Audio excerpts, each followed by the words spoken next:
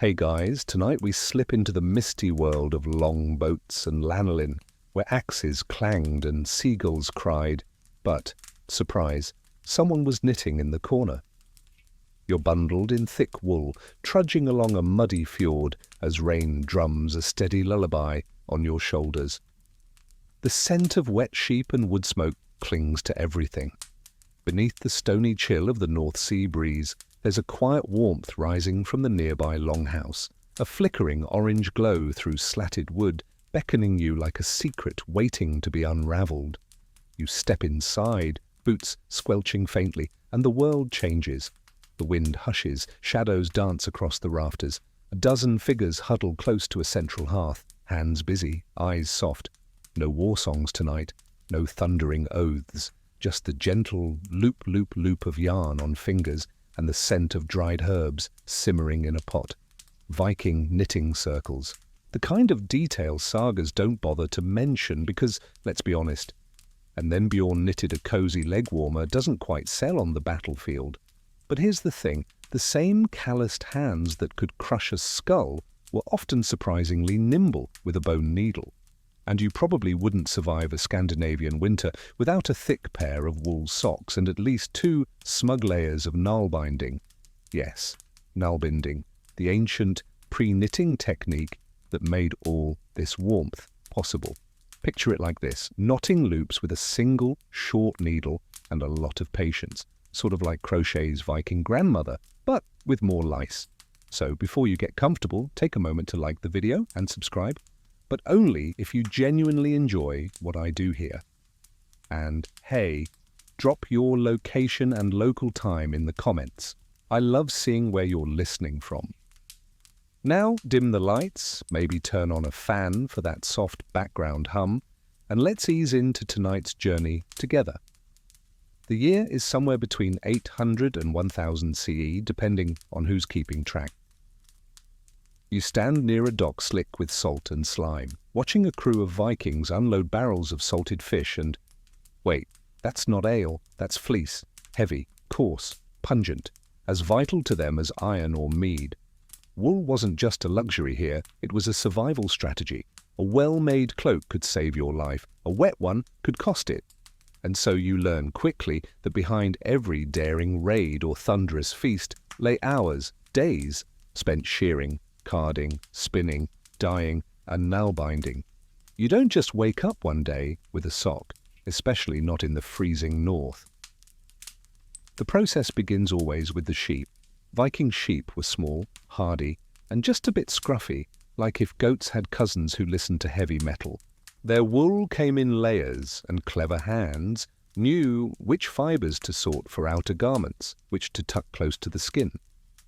The outer layer? Rough and oily, great for repelling rain. The underlayer? Soft like a dream, if a dream had tiny bits of grass stuck in it. You wander into a weaving shed and instantly feel like you've entered a spider's dream journal, threads everywhere, hanging, twisting, drying. The women here are the unsung heroes, though, to be fair, some men spun too, especially those less inclined to pillaging and more inclined to warm toes. And as you sit down beside a spinning woman, she chuckles softly and hands you a spindle. "Try it," she murmurs. "You try, you fail. It's okay. Even Viking toddlers got their fingers caught the first 100 times." By nightfall, the longhouse quiets. Dinner has long since vanished, mostly root stew and a wedge of salty cheese. And now comes the true heart of the evening, the knitting circle. Elders, warriors, young girls, even a very grumpy cat. They gather not just for warmth, but for gossip. This was the original Viking Twitter feed, though far less toxic, and with better mittens. You hear whispers of whose sheep got loose, whose husband snores like a troll, and, most delicious of all, which neighbouring village might host a spring market with real blue dye. As you listen, the wool moves like magic. Knallbinding, unlike modern knitting, doesn't unravel easily. It's stable, sturdy, perfect for people who might accidentally set themselves on fire or get tackled by a wild boar mid-walk. And here's your historical fun fact for tonight. Despite what textbooks might suggest, knallbinding predates knitting by several centuries and examples have been found from Egypt to Scandinavia. The Viking version was especially tough, ideal for socks, mittens, and those thick winter caps that make you look vaguely like a mushroom. Meanwhile, here's your fringe tidbit. Some knoll-bound socks were deliberately made with asymmetrical toes. Why? No one knows. Was it for grip? For fashion? Did someone just mess up and pretend it was intentional? Historians still argue whether this was genius or just woolly chaos. You shift closer to the fire, warmth sinking into your skin like honey into bread. One elderly man beside you has been looping yarn into a heel for over 20 minutes. He hasn't looked up once. When he finally speaks, his voice is low. "It's the third sock I've made this week, still no wife." You nod solemnly. Sock making as courtship, truly a noble tradition. Outside, the night thickens. Stars blink overhead, sharp and icy. But here, in the glow of spinning wheels and quiet laughter, the world softens. You pull a woolen blanket around your shoulders, someone's great aunt probably made it a century ago, and you finally understand why, even after centuries of raiding, dying, and rewriting the past, what truly remains is the thread and the quiet. The fire crackles low as you settle deeper into the woven blanket, your fingertips tracing the rough edge of a half-finished mitten someone left behind. The air inside the longhouse is thick with the scent of smouldering peat, wet wool, and faintly of onions, because yes, someone tried to dye yarn with them again. It didn't go well. You glance around.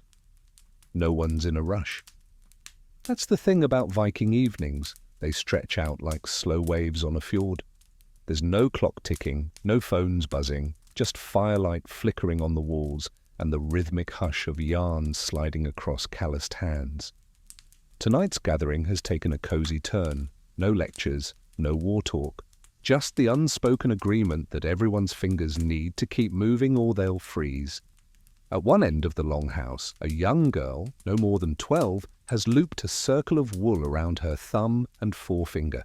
She's biting her lip, brow furrowed, as she tries to mimic the movements of her grandmother, who sits nearby like a knitting oracle. "Too tight?" the old woman mutters, not unkindly. "You'll cut off your finger before you finish that hat." The girl laughs, tries again. This is nail binding at its most intimate, what you might call finger loop magic. No need for a full set of modern knitting needles, just one stubby, flat tool, often bone, sometimes wood, and your own fingers doing most of the guiding. Think of it like sewing and crochet had a baby and then raised it on salted herring and frostbite. The result? Durable, flexible garments that don't unravel when snagged, which, in a land of brambles, axes, and enthusiastic goats, is absolutely essential. You try your hand at it. The first loop's easy. The second? Not so much. Your thread slips, twists, tightens the wrong way. A nearby elder watches patiently. "It's like a good marriage," she says. "Takes a few knots to get right." Light joke count, 1. And speaking of relationships, did you know nail-binding often played a social role beyond just making socks? Viking Age gatherings around the fire weren't just to keep warm, they were subtle matchmaking arenas. As the yarn passed from hand to hand, so did stories, glances, and maybe a blush or two. "He's got strong fingers," someone might whisper. "Look at that thumb loop technique." Truly, romance was alive and well in the woolen arts. You shift closer to a pair of young men, playfully arguing over stitch direction. One insists the Oslo stitch is superior for mittens. The other swears by the Mammon variant. Honestly, it's hard to tell if they're serious or just flirting through fiber. But here's the historical nugget. Many of these stitch types are now categorized by the places where surviving examples were found, like the famous Mammon grave in Denmark, which yielded a beautifully knoll-bound sock. Historians still argue whether the sock was ceremonial or just very stylish.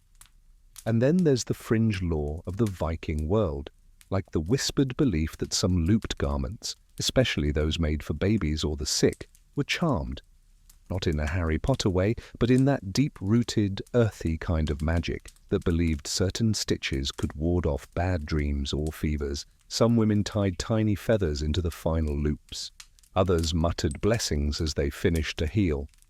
"Knit with love," they said, "and it'll last through any storm." Outside, the wind howls low through the village, dragging salty air across the rooftops.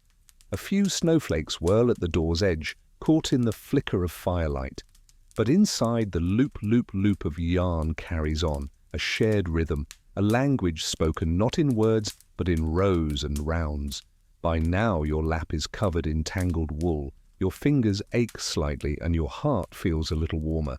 You're not just watching history, you're looping yourself into it, stitch by clumsy stitch. And here's a little detail to keep in your back pocket. Before the Vikings even had true knitting, this knell-binding technique had already spread across continents. Versions have been found in ancient Egypt, Peru, even Israel.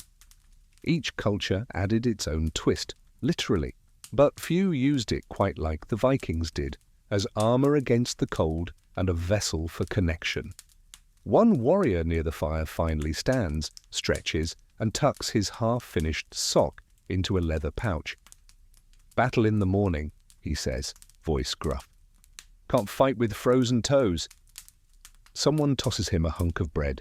Another mutters, "Maybe knit a second sock first."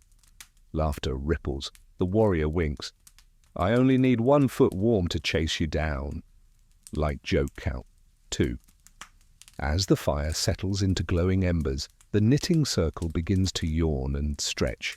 A toddler rolls under a thick wool blanket like a lump of dough. Someone snores gently from the far corner, where a pile of cloaks has become an unofficial nap zone. The girl from earlier finally finishes her first looped headband and proudly places it on her own head, slightly crooked. The old woman nods. It'll do. And maybe that's the magic of it. Not perfection, but warmth. Not glory, but quiet repetition. Quiet.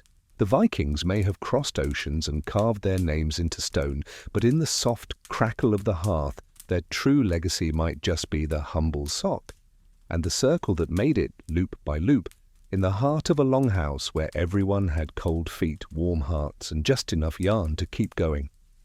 By morning, the longhouse is quiet, save for the distant call of gulls and the sleepy shuffle of feet across packed earth.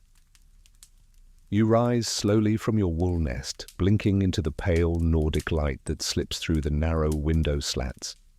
Someone's already rekindled the hearth. Embers glow steady, casting a golden shimmer on the wool scraps strewn across the bench. You stretch, your back cracks. It's okay, so did everyone else's. Viking bedding wasn't exactly posture-friendly. You step outside into the bite of the morning chill, the cold like tiny teeth across your cheeks. But your thick wool wrap, someone's great-great-grandmother probably knell-bound it under a full moon, holds in the warmth. A nearby flock of sheep bleats sleepily. One limps, probably stepped on its own fleece again. Typical. The village hums to life. Pots clank. Children chase each other with frozen fingers. Somewhere behind a low fence, a goat screams like it's seen the end of days. All around you, people are moving, but not rushing, not like city folk do. Here, time loops like yarn, slow and rhythmic.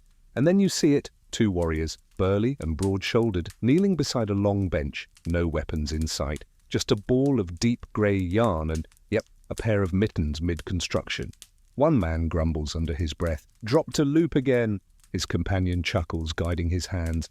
"You fight with a sword, not your fingers. Be gentle." A nearby child pipes up. "Mama says men who knit make better husbands." That earns a snort. And maybe a blush. You didn't expect this, did you? Hulking figures who look like they bench press oak trees, quietly arguing over thumb gussets. But this is real as the sagas, just never written down. Because let's face it, Thorvald the Tender-Handed doesn't make for a very intimidating battle name. But here's your mainstream historical nugget. There's growing archaeological evidence that Viking men were involved in textile work. Tools like spindles, loom weights, and needles have been found in graves belonging to both men and women. And in societies where survival depended on warm, durable clothing, gender roles were, let's just say, less rigid when frostbite was involved. Still, it's not like they wrote down who made what. That's the scholar's conundrum.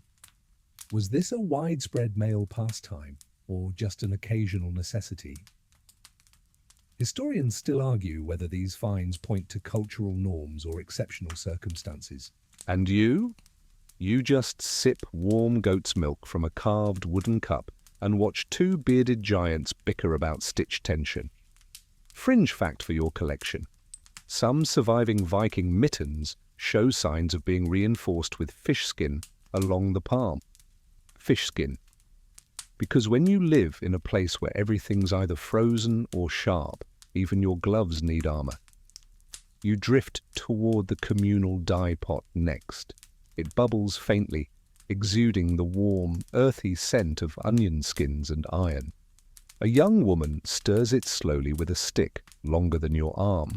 Her hair is tied back, her sleeves rolled, and her hands stained in splotches of gold and green. Try not to breathe too deep, she warns. This batch turned last night and might bite. Dyeing wool was equal parts science, superstition, and mild witchcraft. To get red, they might use madder root. For yellow, birch leaves or onion skins. Blue, if they were lucky, woad. If not, fermented urine. Yep, that's right. To make those dreamy blue cloaks, someone had to collect pee. You suddenly feel less romantic about Viking fashion. Light joke count 1. The dye mistress lifts a skein of wool from the pot with a long iron hook, and it steams in the air like a dragon's scarf. It'll darken as it dries, she says, or it'll turn grey and we pretend it's what we wanted all along. That's the Viking way. Adapt, adjust, and keep knitting. You return to the longhouse by midday, where the circle's resumed, like a tide that just keeps coming back. Elders at one end, youth at the other, a whole generation's worth of knots and loops connecting them invisibly. Someone's humming, someone's asleep. A warrior who once sacked a monastery is now debating hat styles with a grandmother who hasn't left her stool in 3 days. Nullbinding has that effect. It slows time, quiets minds, and draws people inward.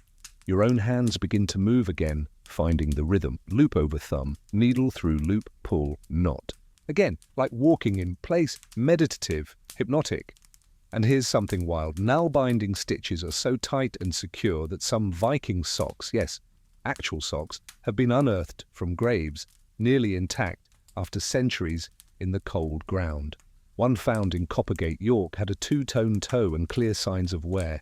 Someone wore that sock, lived in it, maybe died in it, maybe just lost it in the laundry pile, who knows? Light joke count 2. Across the fire, a man is working on something larger, a tunic, perhaps. He's looped it over his knees and is carefully joining sleeve to body, muttering to himself. He glances up. You ever made a hood? He asks. Makes a world of difference in the wind, keeps your ears from falling off. You nod solemnly. Nobody wants cold ears, not even berserkers. As evening draws near, the pace slows. Finished pieces are folded. Unraveled yarn is rewound. Someone starts roasting something vaguely meaty over the fire. Could be fish, could be fox. You don't ask. Instead, you sink back into your blanket, the scratchy edge of a knoll-bound scarf tucked under your chin. And just before the sun disappears entirely, casting the fjord in soft violet and gold, someone strums a few notes on a lyre. The melody is old, like something carved into bone. It hums beneath the wool and smoke and endless loops of yarn. A song not of conquest but of comfort, a Viking lullaby in minor key. You wake to the slow creak of the longhouse door, pushed open by the morning wind. Light spills in, not harsh, but grey and wet. Grey and wet, the kind of light that feels like it carries drizzle. Someone's already stirring the fire, stoking life back into the embers with a bundle of straw and a breath that sounds more like a sigh. Another day in the north. Your scarves still wrapped around your shoulders, the loops slightly damp with dew. Across the room, yesterday's knitting circle has become a tangle of people and wool. Some sleeping, some whispering, one older man snoring into what appears to be a half-knitted shawl. You smile. Even Vikings, it seems, weren't immune to the classic yarn nap. Outside, gulls scream overhead, flapping like they own the sky. Smoke curls from longhouse roofs. A goat bleats.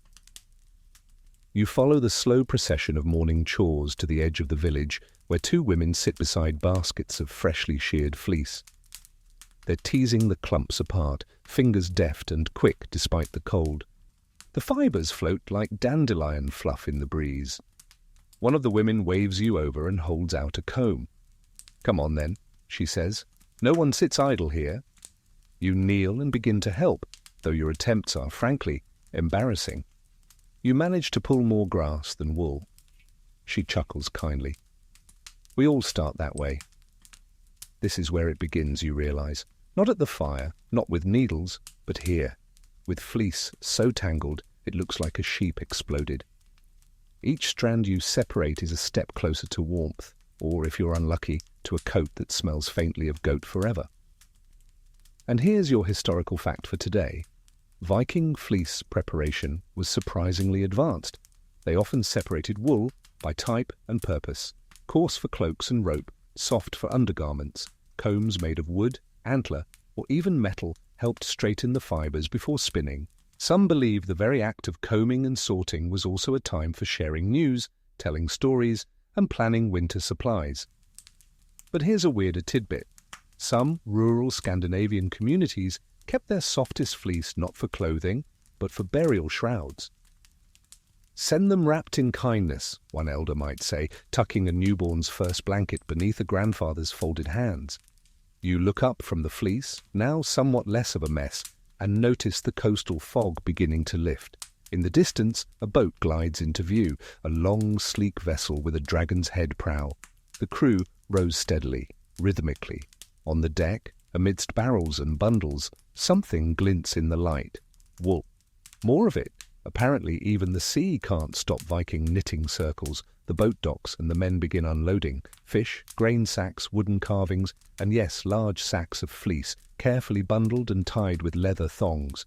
One of the men tosses a bundle toward shore.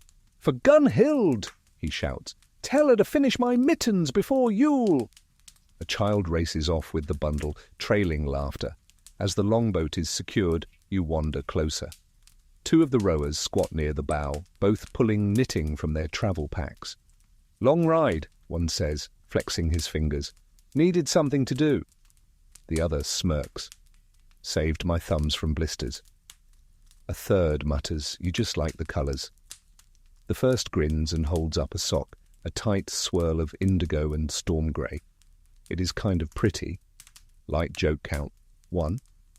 They offer you a seat on a nearby log, and soon you're looping yarn again, the sea breeze tugging at your hair.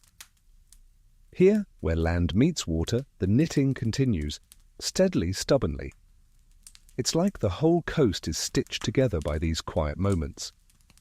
One of the rowers tells a tale, half true, half rumour, of a woman in a far-off fjord who knits faster than the tide rises. By sunset, he says, she finishes a scarf long enough to hang a man. Someone laughs nervously. Why would she need to hang a man? The storyteller shrugs. Maybe he made fun of her stitch tension. Light joke count, 2. Evening creeps in slowly. The fog returns, curling around the longboats like a cat. Fires are lit along the shore, and soon a new knitting circle forms, this time outside, beneath open sky and drifting stars. There's something different about this one. Maybe it's the salt in the air, maybe it's the way the wool smells faintly of fish, but the rhythm's the same. Loop, pull, knot, repeat. And as you sit there, feet near the fire, you remember something one of the older women said earlier. You loop the world tighter with every stitch. At first, you thought it was poetic nonsense, but now, watching hands move in unison, hearing stories and laughter rise in harmony with the wind, you realize maybe it's true. Maybe wool really does hold this whole soggy, frozen civilization together. The fire pops. A log collapses inward, sparks curling into the dark. You wrap your half-finished cowl around your neck, uneven and slightly itchy. But it's yours. You made it. And, perhaps more importantly, you understand it now. The next morning, greets you with the muffled hush of falling snow. A soft, feathery silence that seems to tuck itself into every crack of the village. You stir beneath your wool wrap and rub the sleep from your eyes, the scent of firewood and dried herbs still clinging to your sleeves. Someone's already sweeping snow from the longhouse threshold with a bundle of birch branches tied in a lazy knot. Outside, the world has changed. The rough earth is now blanketed in white, and the once grey sky is a soft silver dome. Children tumble through snowdrifts like little bears, their tiny cloaks dragging behind them. A dog barks. Somewhere a goat has managed to climb onto a roof. Again. But your eyes are drawn to a group near the edge of the village, seated beneath a rough shelter made of driftwood and old sailcloth. Their hands move in patterns you recognize now, finger loops and short bone needles dancing rhythmically. But what catches your attention isn't the knitting, it's the designs, geometric shapes, spirals, stars with 8 long arms. The yarns are undyed, but the patterns emerge like whispers across the cloth. A woman notices you, staring, and pats the log beside her. You sit. She doesn't speak at first, just continues her looping with calm precision. "These are the Selbu stars," she finally says. "You'll see them everywhere if you look hard enough." The design sprawls across mittens, scarves and cloaks, elegant, symmetrical, unmistakable. Here's your historical anchor. While the name Selbu star wouldn't emerge until many centuries later, in central Norway, the root patterns can be traced much earlier, with similar motifs showing up in Viking textiles and carvings. Some argue the designs were simply decorative. Others believe they held spiritual or protective significance, 8 pointed guardians warding off frost, ill fortune, or even the evil eye. Historians still argue whether the patterns served as family signatures, religious symbols, or just really, really trendy snowflakes. You lean closer to watch. The stars take shape, slowly, loop by loop, stitch by stitch. No charts, no patterns written down. It's all memory, all muscle. "How do you remember them?" you ask. The woman shrugs. "The hands remember," she says. "The eyes just follow." There's something sacred about that. Like oral storytelling, but in wool, and with fewer interruptions. She lifts a mitten and points. "See this one? That's my mother's pattern. I changed 2 stitches here." Then she points to another. "This one's mine, and maybe my daughter will change it again." Suddenly, a mitten becomes a conversation across generations, an evolving dialogue passed down not in ink, but in loops. Light joke count, 1. Later that day, the longhouse fills again, but this time everyone's talking about stars, not the sky ones, but the stitched ones. Someone brings in a cloak that has an enormous star across the back. Another shows off socks with spiraling symbols on the soles. "For slippery floors," he insists. A few elders quietly inspect the pieces, occasionally murmuring approval or squinting disapproval. Fashion critics, Viking edition. A child asks whether the stars bring good luck. An older woman answers, "Only if you believe they do, and if you fix your mistakes."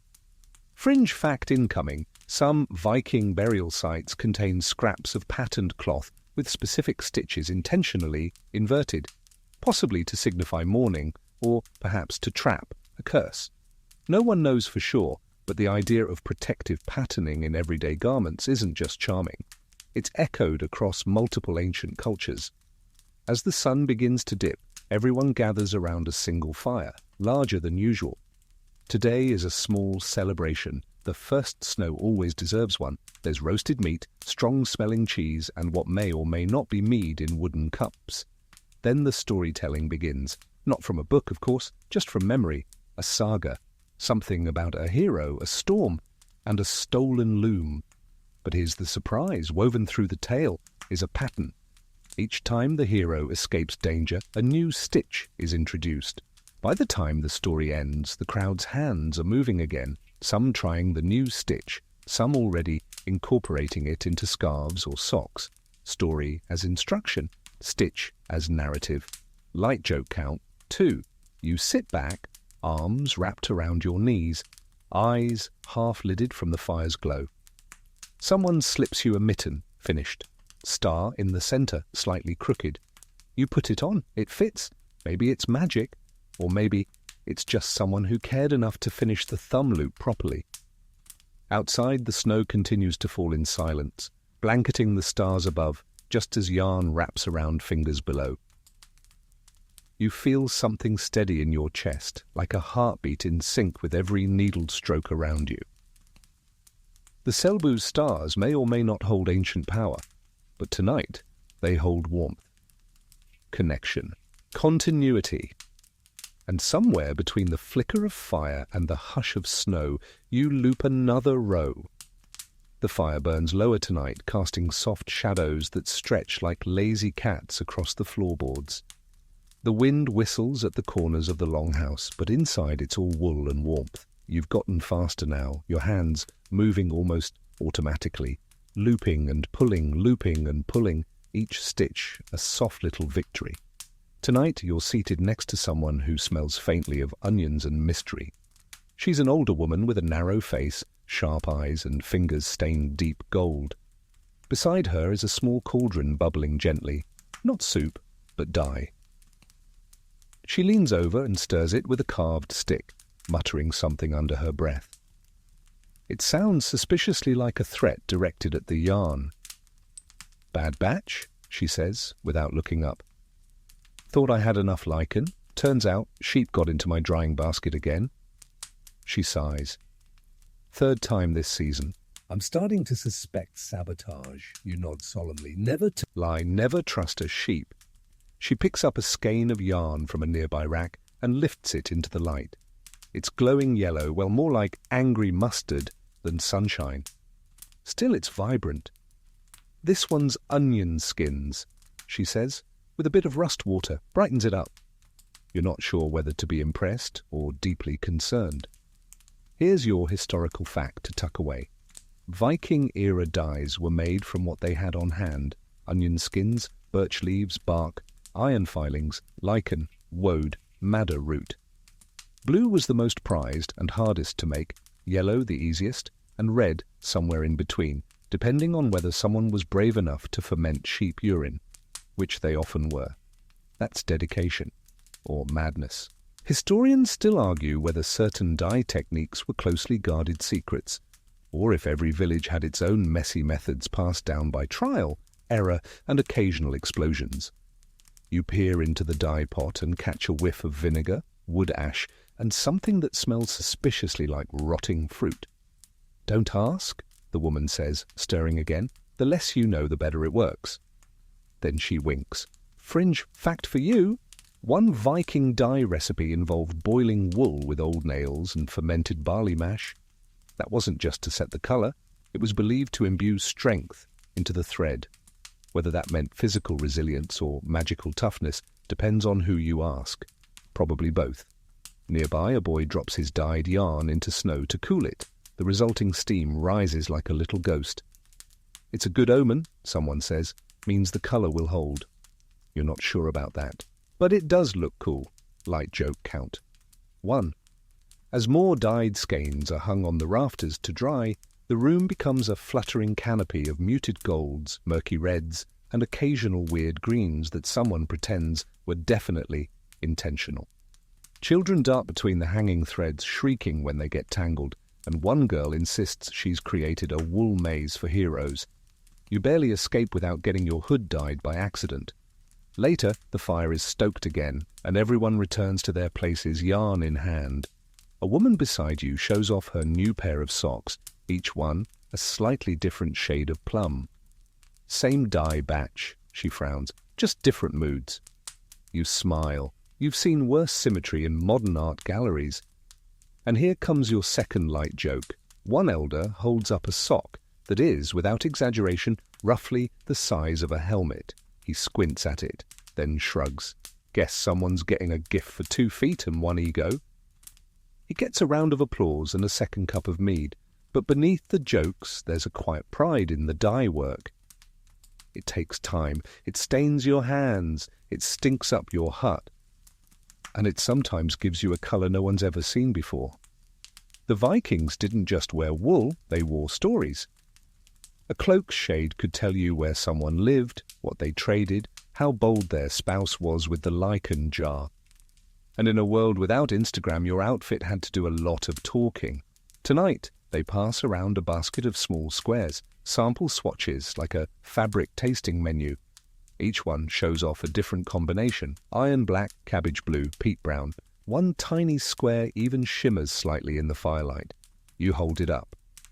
Crushed beetles, someone whispers beside you, only used for weddings or curses. You slide it back into the basket very gently. By the time the fire dips to embers, the longhouse smells like wool stew and faint vinegar. You're a little dizzy from the fumes. Your fingertips are yellow. Your scarf now has an oddly orange end, thanks to someone's ambitious elbow. And your heart, strangely full. Because in this smoky little room, surrounded by people who turn kitchen scraps and soggy plants into wearable warmth, you've discovered something beautiful: that creativity isn't just paint or poetry. It's this. It's fiber turned to fabric. Mistakes turned to mittens. Rust turned to radiance. You wrap your scarf tighter, even if it smells faintly of onions. You wake to laughter and the distinct sound of someone stepping directly into a puddle. Squish, swear, repeat. The snow has melted slightly overnight, turning the ground into a slushy mess of mud, hay, and various mysterious footprints. You pull your damp scarf tighter around your neck.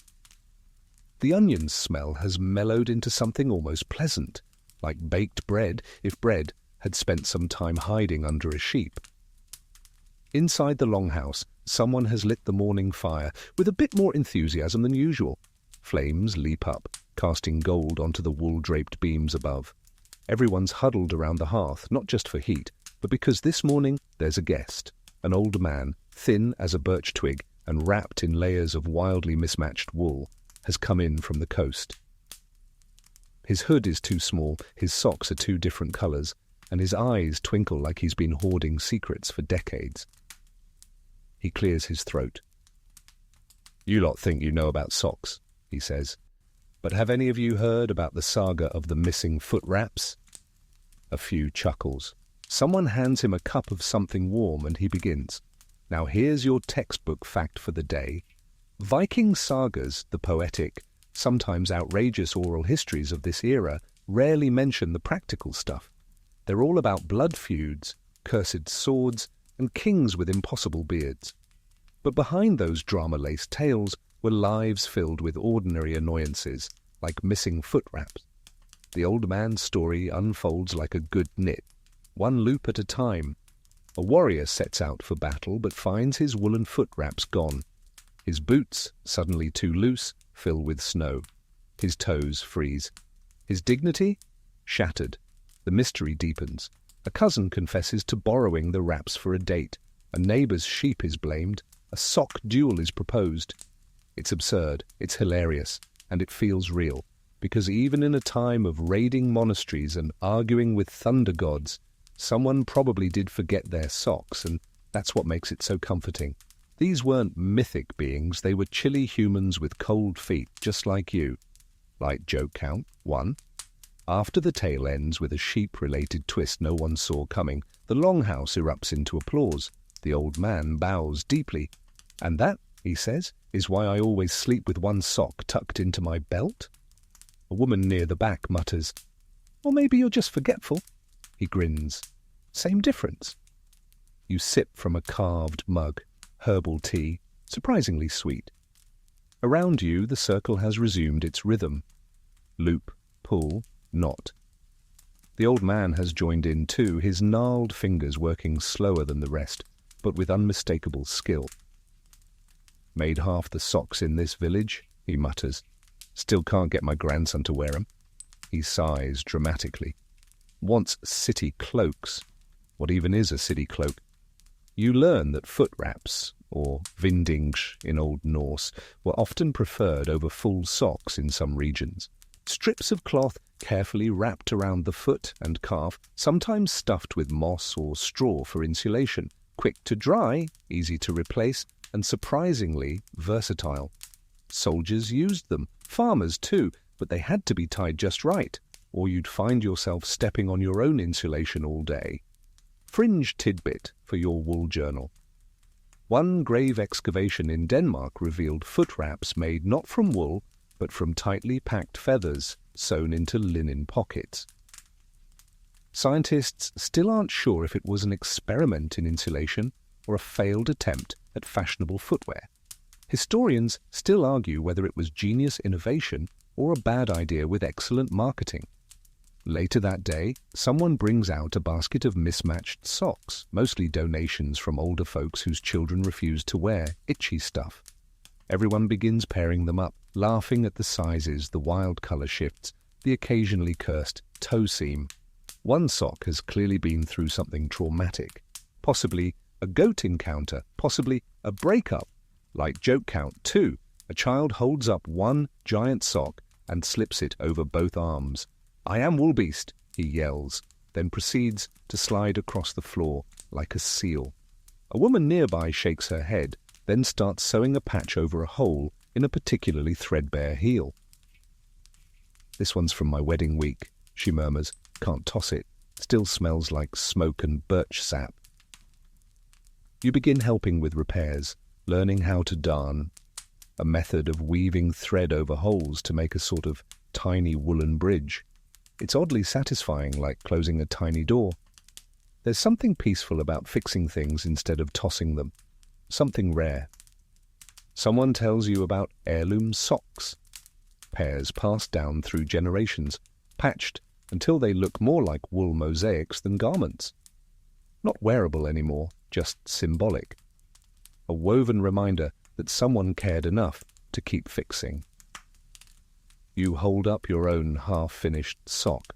The heel is slightly crooked, one side's tighter than the other, but it's warm, it's yours. And it tells a story, even if that story is mostly, "Oops, too tight again." By dusk, the circle is quieter. Only a few people remain. The old man snores into his scarf, a freshly darned pair of socks folded neatly beside him. Outside, the wind has changed. Snow again, probably, maybe sleet. You finish the final row on your sock and pull the thread through slowly. It tightens, it holds. Sometimes that's all you need. The night deepens with the weight of snow pressing gently on the roof, muffling the world in a blanket of hush. You stay close to the hearth, the fire low but steady, casting its sleepy glow across worn cloaks and half-finished garments piled neatly in the corners. Everyone's quieter tonight. Maybe it's the cold. Maybe it's the story still hanging in the air, like the scent of smoked wool and pine resin. You're threading a new skein of dark brown yarn through your fingers when someone settles beside you with a quiet grunt. It's the village smith, not someone you expected to see with yarn in hand. His fingers are thick, scarred, browned with soot. His clothes smell like fire and iron, and yet he produces from his pouch a knitting needle, bone, smoothed by years of use, and begins working with slow, methodical care. "You're staring?" he says without looking up. "I didn't think you knitted." He shrugs. "You think metal keeps toes warm?" Fair point. You fall into companionable silence. His stitches are tight, precise, almost mathematical. Every loop pulled just so. "Mittens," he says eventually. "For my daughter. She chews the cuffs, thinks it's funny." He snorts. She's not wrong. Like joke count 1. And here it is, your historical anchor. In Viking society, tools were treasured.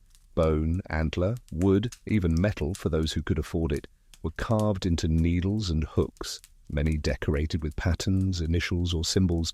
Some believe these weren't just utilitarian tools, but keepsakes, passed down, borrowed, blessed. It wasn't unusual to find a family with a spindle older than the house they lived in.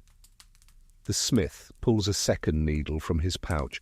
"This one's my mother's," he murmurs. "She made cloaks fast enough to outfit a raid party by breakfast." He turns it over in his hand, the worn tip glowing faintly in the firelight. "When she died, I found it tucked inside her boot." Fringe fact, In several Viking burials, knitting or spinning tools were found carefully placed at the feet of the dead, especially women. Some archaeologists believe this was symbolic, representing the journey ahead or the life they wove in this world. Others think it was simply practical, send them off prepared, just in case the afterlife was drafty. The smith finishes a row and sets his work aside. "Needles last longer than swords," he says, "and they hurt less." You nod. Maybe that's why the quiet craft of knitting, of looping thread into warmth, was just as important as the louder business of raiding and trading. A sword keeps you alive in battle. A mitten keeps you alive in winter. Different kinds of survival, same value. You begin to notice the tools more closely.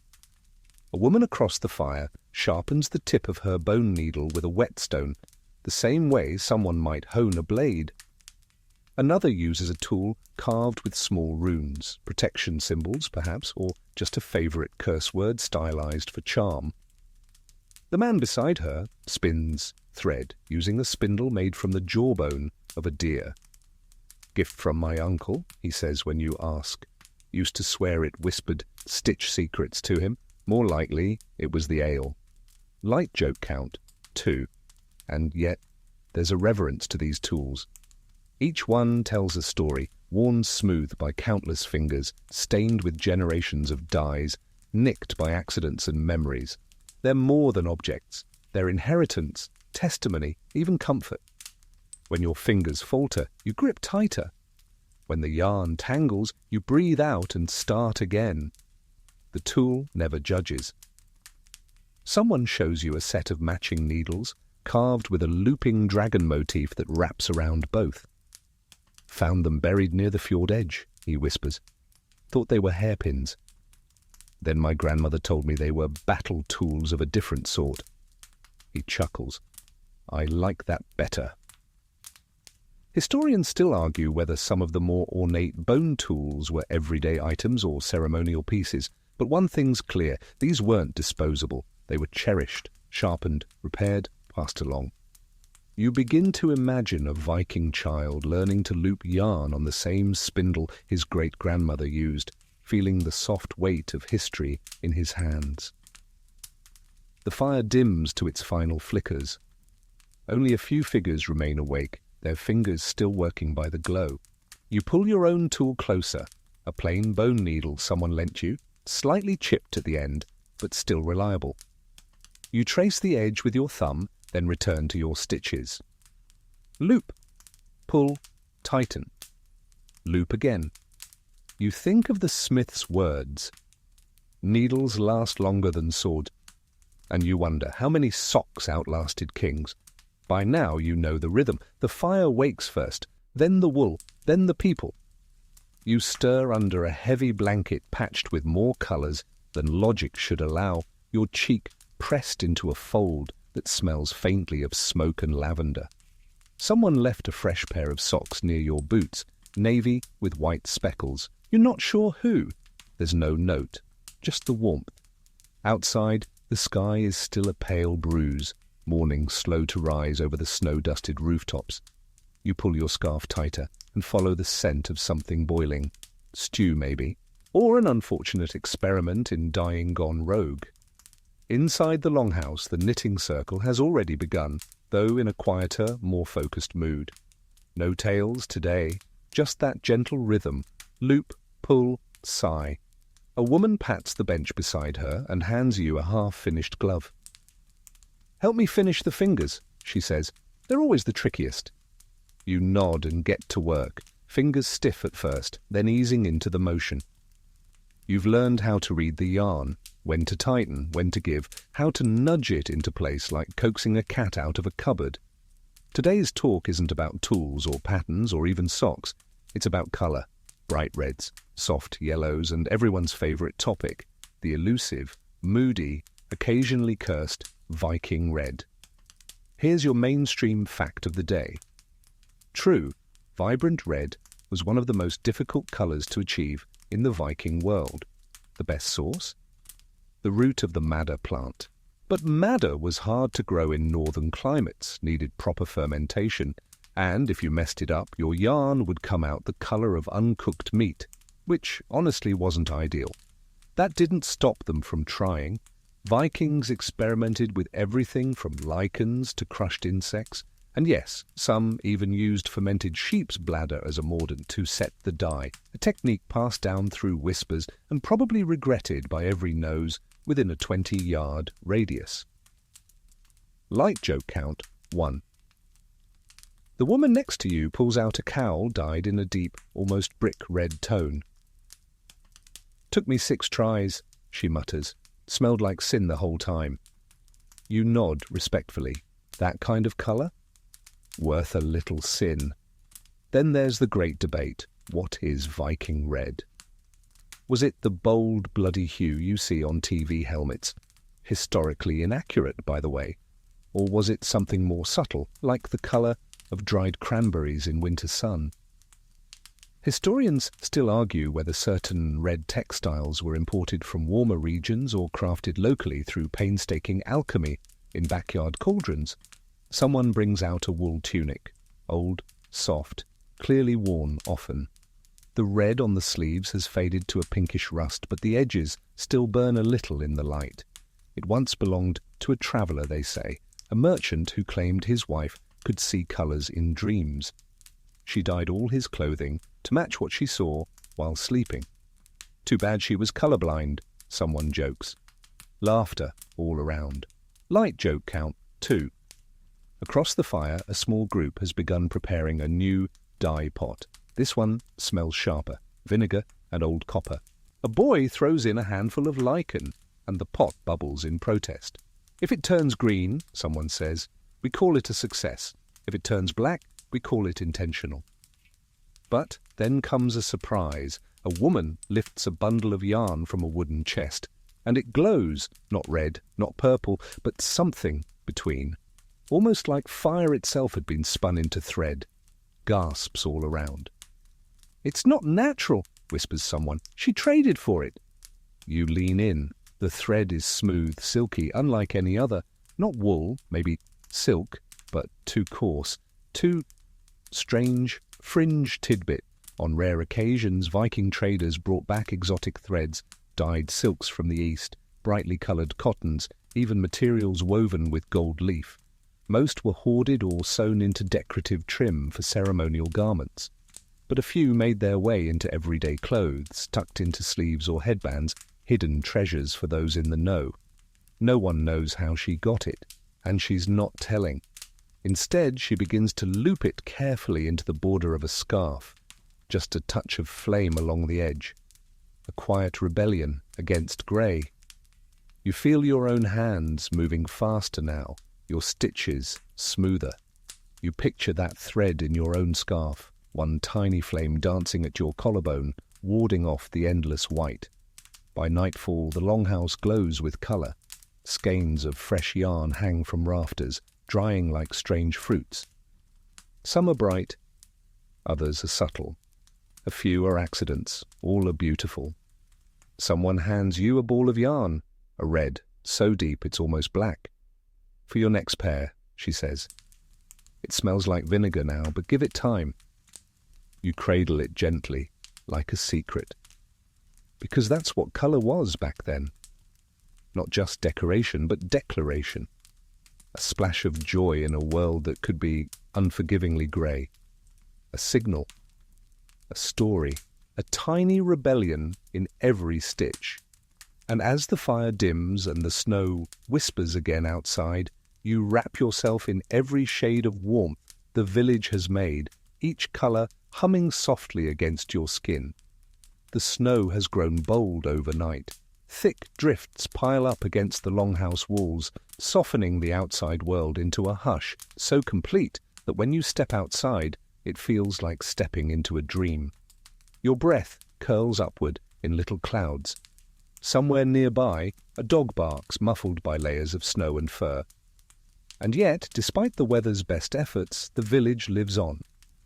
Smoke rises steadily from the chimneys, and somewhere beneath all this white, life carries on, quiet, wool-wrapped, and just a little damp around the ankles. You're helping carry baskets this morning. wool bundles gathered for trade. They're headed to the next village just 2 fjords over, where some claim the sheep are so well bred they practically spin their own fleece. The path will be long and icy, but the conversation? Worth it. The sled is pulled by 2 surly goats, both of whom seem deeply unimpressed by the snow, the journey, and possibly your very existence. One of them tries to chew your mitten. You tug your hand back with the dignity of someone who's definitely not afraid of a goat. Your travelling companions are 2 weavers and 1 very chatty man who seems to believe that he invented the concept of mittens. Back when I was a boy, he begins, we didn't have fancy cuffs or thumb seams, just a square of wool and hope. He's on his 3rd story before you even leave the village. As you glide over snow-packed paths and beneath frost-covered trees, you hear the real purpose of this journey unfold between the laughs. This isn't just about socks and yarn, this is networking, Viking style. Here's your historical insight of the day. Vikings weren't just raiders. They were traders, negotiators, pathfinders. Between the fjords and forests they built an informal economy held together by relationships, gossip, and wool. Trading woolen goods wasn't just commerce, it was community. And your reputation as a knitter or dyer travelled with your yarn. If someone made particularly warm mittens, people knew. If someone's dye always ran in the rain, people definitely knew. And here's your fringe tidbit. In certain regions, particularly along the coastlines, wool items were even used as informal currency. A pair of high-quality socks might be traded for dried fish, firewood, or even a carved comb. One tale tells of a man who paid his marriage dowry in embroidered tunics and dyed headscarves. His bride's family was reportedly thrilled, especially with the tunic that had pockets. Historians still argue whether this wool-based bartering system was widespread or just a regional quirk. But one thing's certain, when coins were scarce, warmth was wealth. Light joke count 1. You arrive in the next village as the sky begins to shift, grey to gold, like the world deciding not to be frozen forever. The people here are welcoming, curious about your group. You're ushered into a longhouse that smells different. Seaweed, salt, maybe dried apples. Inside, bundles of yarn hang from the rafters like festive decorations. One wall is completely covered with mittens, dozens of them, different sizes and styles, each with a tiny tag. Trade wool, someone explains. Take one, leave one. It's like a cozy little economy of kindness. You spot a pair that looks like yours, the same crooked cuff, same lopsided star, but made by someone else far away. You swap it for one of your mittens and feel oddly proud. Somewhere someone will wear it, maybe laugh at it, maybe love it, but it'll keep their fingers warm, and that's what matters. Over lunch, dried fish, buttered bread, and something suspiciously purple. You hear stories of other knitting circles. One village where everyone knits in silence, only breaking to recite poetry. Another where they time their stitches to songs passed down through generations. Makes the mittens dance, one woman claims. You learn something else. Style matters. Some knitters are known for tight, dense stitches, nearly waterproof, others for lacy, decorative patterns meant to be layered. A few swear by the double cuff technique. Traps the heat, says a man with hands like anvils and mittens as thick as bricks. And if I lose one, I just punch snow until I find it. Light joke count 2. The talk turns to fashion next. One girl proudly shows off her new cowl, dyed deep blue with hints of green. I call it sea spirit, she says. Another lifts her scarf with a flourish. Frostweed fade. Naming colourways, it turns out, is serious business. One particularly enthusiastic knitter presents a hat called Soggy Raven in Autumn. You pretend to admire the grey-on-grey stripes with just enough reverence to stay polite. Before long, the sun begins to dip again, casting long shadows on the snowbanks outside. Your sled is repacked, this time with new yarns, different dyes, and a pair of mittens traded for a joke and a compliment. The goats, miraculously, are slightly more cooperative on the return trip.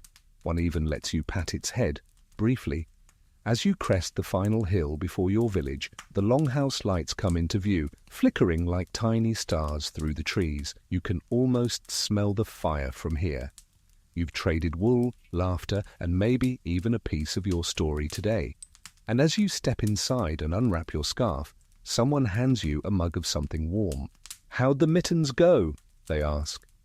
You hold up the pair you brought home, new, soft, and labelled for cold nights and warm laughs. You grin. Perfect. The wind shifts tonight. It doesn't howl or moan, it chatters.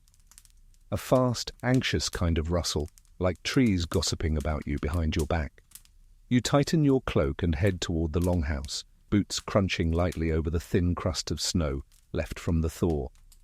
Inside, warmth blooms instantly, soft and familiar. It smells like ash, wool, and roasted onions, which might be dinner or someone's new cowl.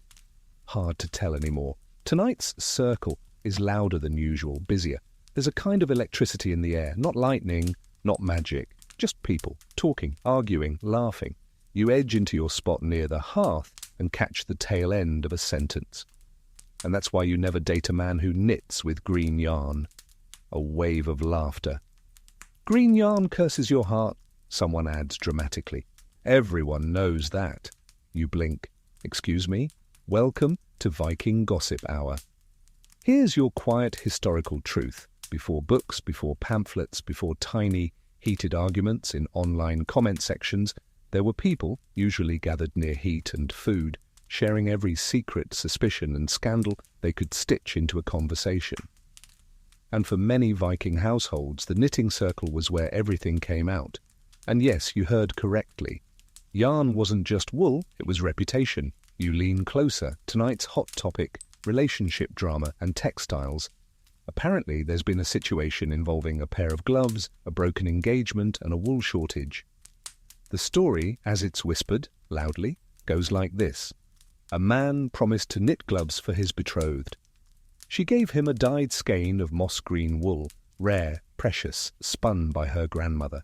He started the gloves, got halfway through. Then gave one glove to another woman. "A test fit," he claimed. The other woman kept it. Now no one speaks to him, except his goat, who probably knows everything. Light joke count 1. You can't help but grin. The circle has come alive with theories and eye rolls, and one woman swears she heard the glove was cursed, that any man who gives away half-finished knitting is doomed to forget birthdays for 7 winters. And here's your fringe tidbit of the night. Some textile traditions, even centuries later in Nordic cultures, held quiet rules, like never gifting unfinished knitting or always leaving a single mistake stitch as a blessing or reward. Historians still argue whether these were rooted in superstition or just clever social strategy. Either way, they mattered, and they still do, at least in this longhouse. Someone begins passing around a pouch of dried berries, and talk turns to more wholesome topics, or mostly wholesome. A boy of maybe 12 lifts his sock in progress and says proudly, "I'm making this for Freya." A chorus of "oh" erupts around the fire. He turns beet red. His older sister ruffles his hair. "Don't forget the cuff this time," she teases. She likes a tidy edge. You sip warm broth and watch it all unfold. Threads of love, rivalry, betrayal, all looped into wool and shared like firelight. It's not just small talk either. These stories serve a purpose. They remind people who can be trusted to finish what they start, who spins the strongest yarn, who borrows needles and never gives them back. It's not cruel, it's cultural memory, woven right into the mittens. You turn to the elder on your left, a woman who hasn't said much all evening, but has been steadily looping pale blue yarn into what looks like the beginning of a scarf. "Did you ever make something for someone special?" you ask. She raises an eyebrow. "Of course." Then she taps her left boot. "My husband wore this sock when he proposed." You blink. "Wait, the sock?" She shrugs. "Just one. He didn't have the second finished. Said he'd make it by the wedding." You glance down. Her boots match. "Did he?" "No," she says. "I made the other one myself." Light joke count 2. There's something oddly romantic about that. Not the sock, the commitment to the promise it represented. She looped that second sock not out of obligation, but because it was hers to complete. As the fire dwindles lower, someone starts braiding leftover yarn into friendship cords, little trinkets to hang from cloaks or tuck into pockets. One girl says hers keeps her from falling while skating on the frozen river. Another boy insists his cord helps him remember to finish chores. No one believes him, but the cord is cute, so he gets away with it. Here's your historical anchor before you drift too far into the glow. Symbolic wool items weren't uncommon in Viking households. From woven bands tied around babies' cradles to dyed cords carried into battle, textiles weren't just for warmth. They were for memory, protection, identity. One grave in Sweden revealed a woman buried with a small woolen pouch stitched with runes, possibly her name, or a blessing, or both. And that's the thing about wool in this world. It means something. A scarf isn't just a scarf. It might be a promise, a hope, a quiet act of defiance, or the only thing someone's ever finished in their life. You stretch your legs and loop another round into your half-finished mitten. Someone leans over your shoulder. "Make sure you don't give that one away too early," they whisper.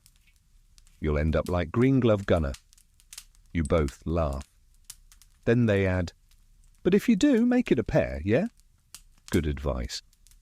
The wind has quieted by morning, as if it too needed a break from all the drama. The snow lies still, blanketing the village in thick silence, broken only by the crunch of boots and the occasional exasperated bleat of a goat caught in a snowbank. Again. Today begins like most do, fire rekindled, bowls of porridge passed around, someone muttering about how their yarn definitely wasn't that tangled last night. But there's a small crowd gathered near the edge of the village, just beyond the animal pens. You're waved over. "Come see Freya," someone whispers. You expect a statue, a shrine maybe. You get a sheep, but not just any sheep. Freya is magnificent. Round as a cushion, wool the colour of storm clouds, hooves dainty, and with a stare so judgmental it makes you straighten your posture. She is, quite clearly, in charge. Of what, you're not sure, but absolutely in charge. "She's the heart of the flock," says a woman nearby, gently brushing burrs from Freya's thick fleece. Smart, stubborn, and she doesn't like men who chew too loudly. You grin. You like her already. Freya is, by all accounts, a blessing, not just in the wool she gives, which is plentiful, soft and dyes beautifully, but in the way she seems to know when someone's in need of comfort. She sits beside crying children. She headbutts bad moods. One tale claims she once chased a visiting merchant straight out of the village for underpaying on yarn. Light joke count, 1. She's become more than just livestock. She's woven into the life of the village, mentioned in lullabies, carved onto doorposts, even stitched into patterns. Someone proudly shows you their Freya mittens, complete with curly horns and a slightly smug expression in the design. Your historical tidbit for today: Viking communities, especially in the more remote settlements, often formed strong bonds with individual animals. Certain sheep or goats might be given names, treated as family, and considered symbols of luck or prosperity. Some burial mounds even contain traces of animal hair tucked in with clothing or personal items. Historians still argue whether this was sentiment, superstition, or both. Fringe fact: there's a Norse legend of a sheep named Finger who supposedly guided a lost child through the mountains back to her family, bleating only when the path was clear. Some say the child grew up to become a famous weaver, and her patterns were all based on the shapes of the stones and mosses Finger showed her. Whether that's true or not, you don't doubt Freya would do the same, though she might demand a foot rub afterward. You sit near her pen as a few children feed her bits of dried apple. Someone begins telling a story, not a saga exactly, but something smaller, a village tale, about how one winter Freya's wool was used to make a blanket for a baby born during a storm. The blanket was so warm, the child never once cried. Even the gods, the storyteller says, wanted a bit of that fleece. The fire is stoked higher this afternoon, and a group of women begin carding fresh fleece near the hearth. You join in, fingers sore but steady. It's slow work, teasing out knots, removing burrs, aligning the fibers. But there's something soothing about it, a kind of low-stakes meditation. And with Freya's fleece, even more satisfying, more. It's like working with clouds that decided to take up knitting. Someone nearby says, if you're lucky, you'll get one of her strands that curls into a perfect loop. That's a wish. You find one. You smile. You don't say what you wished for. Later, as spinning wheels start turning and dyed skeins hang drying near the roof beams, someone picks up a lyre. A low, soft melody spills out, gentle as breathing. The room quiets, the fire crackles. Even Freya, who's wandered inside at some point, how? No one knows, she just does, curls up in the corner like a shaggy, self-important rug. You begin knitting again, yarn dyed a deep plum today, and your stitches fall into time with the music. Loop, loop, rest, loop. And you wonder, quietly, if the warmth in this village has less to do with wool and more to do with how it's shared, not just made, shared. A mitten passed to a traveller, a scarf tied around a child's neck, a story sewn into every sock, a sheep who reminds you that softness is strength and that sometimes warmth begins with knowing exactly where to stand when the wind picks up. Freya shifts in her sleep and lets out a soft, judgmental sigh. You smile! You'll make something special with her wool. You already are. The storm arrives in the night. Not the howling kind, not the dramatic wind-ripping roofs-off kind, but the quiet, relentless type. The kind that lays itself over the land like a wet wool blanket and refuses to move. Snow falls in slow, thick sheets. The sky stays the colour of boiled oats. Visibility about the length of one slightly disgruntled goat. You're not going anywhere today. No trading, no wandering, no chasing runaway sheep. Inside the longhouse, the air is heavy with warmth and stew. People are packed in close, shoulders brushing. The fire pops and sighs, and the walls seem to lean in. You think, yes, this is a sock day. Not just any socks, though. Today is for layering socks. A woman beside you holds up two nearly identical pairs, one thinner than the other. Inner for softness, she explains. Outer for bragging rights. You nod sagely. You've been here long enough to understand that Viking sock culture is far more intricate than anyone gives it credit for. She hands you the thicker pair. Try these. You slip them on. They're heavy, ridiculously so, like slipping your feet into two loaves of bread, but warm, well-baked bread that you'd never want to leave. A collective nod of approval goes around the fire. You're ready now, someone says. For what? She grins. To discuss sock layering strategy. This is a serious matter. Light joke count 1. It turns out there's a long-standing debate in the village. Some say you wear the thin sock first. Keeps moisture away from the skin, prevents rubbing. Others swear by thick-on skin for instant warmth. Then there's the radical third camp. Double thin, then thick, then wrap in wool scraps. The sock burrito. Very controversial. Here's your historical nugget. Archaeological evidence from sites like Coppergate in York suggests that Viking footwear was often worn with multiple layers of wool or leather wrappings. Some recovered shoes even had stuffing, moss, hair, or straw tucked inside for insulation. Historians still argue whether these layers were functional, ceremonial, or just a result of people doing whatever it took to survive icy puddles. Fringe fact for the day. Some Norse folk believed that keeping your feet warm was spiritually important. Cold toes could invite night spirits or restless dreams. Certain families even passed down foot wraps sewn with protective symbols, small loops embroidered at the ankle to tie the soul to the body. Superstition or practical charm? Who's to say? Back in the longhouse, the sock talk continues. You learn new terms: toe box, heel shelf, the dreadful middle lump. One man insists he can tell a person's entire personality based on their stitch tension in a sock cuff. Another says the number of socks someone owns directly correlates to how much they complain about chores. You ask a quiet elder in the corner what her opinion is. She lifts her foot, revealing a sock so patched, so meticulously maintained, it looks like a quilt for a single toe. "This sock's older than my third husband," she says. You pause. "Did he knit?" She nods. "But not well." Light joke count 2. As the storm presses harder against the roof, the knitting picks up pace. Mittens, scarves, but mostly socks, socks, socks. There's a low hum of voices, a few people singing. Someone plays a soft rhythm on a wooden spoon against a pot. A toddler waddles by with a ball of yarn stuck to his mitten, dragging it like a tiny comet. You glance down at your own project, a new pair started just this morning. The yarn is coarse, naturally grey, with flecks of darker fibre.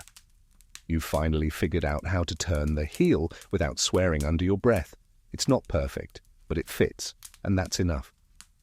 A man across the fire shows off his pair, dyed deep brown and cuffed with a band of green.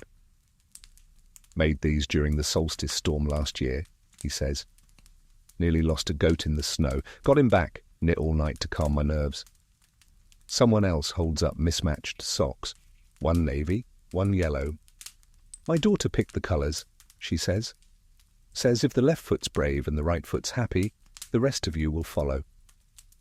You make a note of that. Not all logic has to come from books. As night settles again, a pot of stew is passed around, thick with root vegetables, bits of dried meat, and something that may or may not be turnip. The socks keep coming, lining the edge of the fire like soft sentries. You've never seen so much knitwear in your life, and you've never felt so warm. And maybe that's the quiet truth here. Survival isn't just fire and meat and strong walls, it's also socks. Layered, shared, gifted, repaired. A small stubborn comfort in a land that doesn't always welcome you kindly. You finish your second sock just before the last log collapses in the hearth. You slide both on, they don't match, they're slightly itchy, and they feel perfect. By morning the storm has passed, but not without leaving its signature. Snow now coats the village in deep, uneven mounds. It's piled high against doors, clinging to rooftops like icing on too many pastries, and completely concealing the goat pen. Somewhere beneath it all, bleating can be heard, faintly, resigned. Inside, the longhouse stirs slowly. People rise stiffly from their bedrolls and wool piles, some groaning, some stretching, all deeply aware that snow shoveling is now in their immediate future. But first, socks, always socks. You're lacing your newly finished pair onto your feet when someone leans over and whispers, "Careful walking today. Threads are thinner between the worlds after a storm like that." You blink. "What threads?" They just smile and point upward. You look. Above the fire pit, hanging between two support beams, are dozens, maybe hundreds, of tiny yarn strands. Some bright, some dull, some twisted, others braided. Most no longer than a handspan. They sway slightly in the warm air currents. "Sky threads," someone murmurs behind you. "Offerings, markers, messages." You glance around. Others are watching the strings too, some with quiet reverence, others with a shrug, like it's just a thing you do, like setting out boots or stirring porridge. Here's your historical detail. In Norse tradition, the idea of fate was often described through weaving. The Norns, 3 mythic women, were said to spin and cut the threads of life, deciding every human's destiny. Threads, knots, loops, they weren't just crafts, they were cosmology, connections, control over the uncontrollable. And here's your fringe fact: some early Scandinavian burial sites contain threads tied in patterns around bones or tools, and small pouches of knotted yarn have been found buried near doorways, possibly to trap bad spirits or tie down wandering souls. Historians still argue whether these knots were protective charms or just very dedicated labelling systems. Light joke count 1. You're handed a short length of bright red wool and a needle. No instructions, no ceremony, just a nod, you think. You tie a simple loop. No magic words, no grand intention, just a hope for safe footing, warm hands, and perhaps a goat who learns not to climb onto the roof. You hang it beside the others. It sways gently like it agrees. As the day rolls on, the village gets to work. Paths are cleared, roofs are swept. Children are assigned snow watch to report any suspicious mounds that might conceal important objects, or livestock, or sleeping elders. You're on wood chopping duty this morning, and your borrowed gloves, lined with 2 layers of Freya's finest fleece, make the work bearable.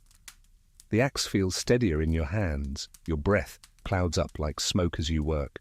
Every now and then you see flashes of colour in the snow, stray yarns, threads lost or left behind.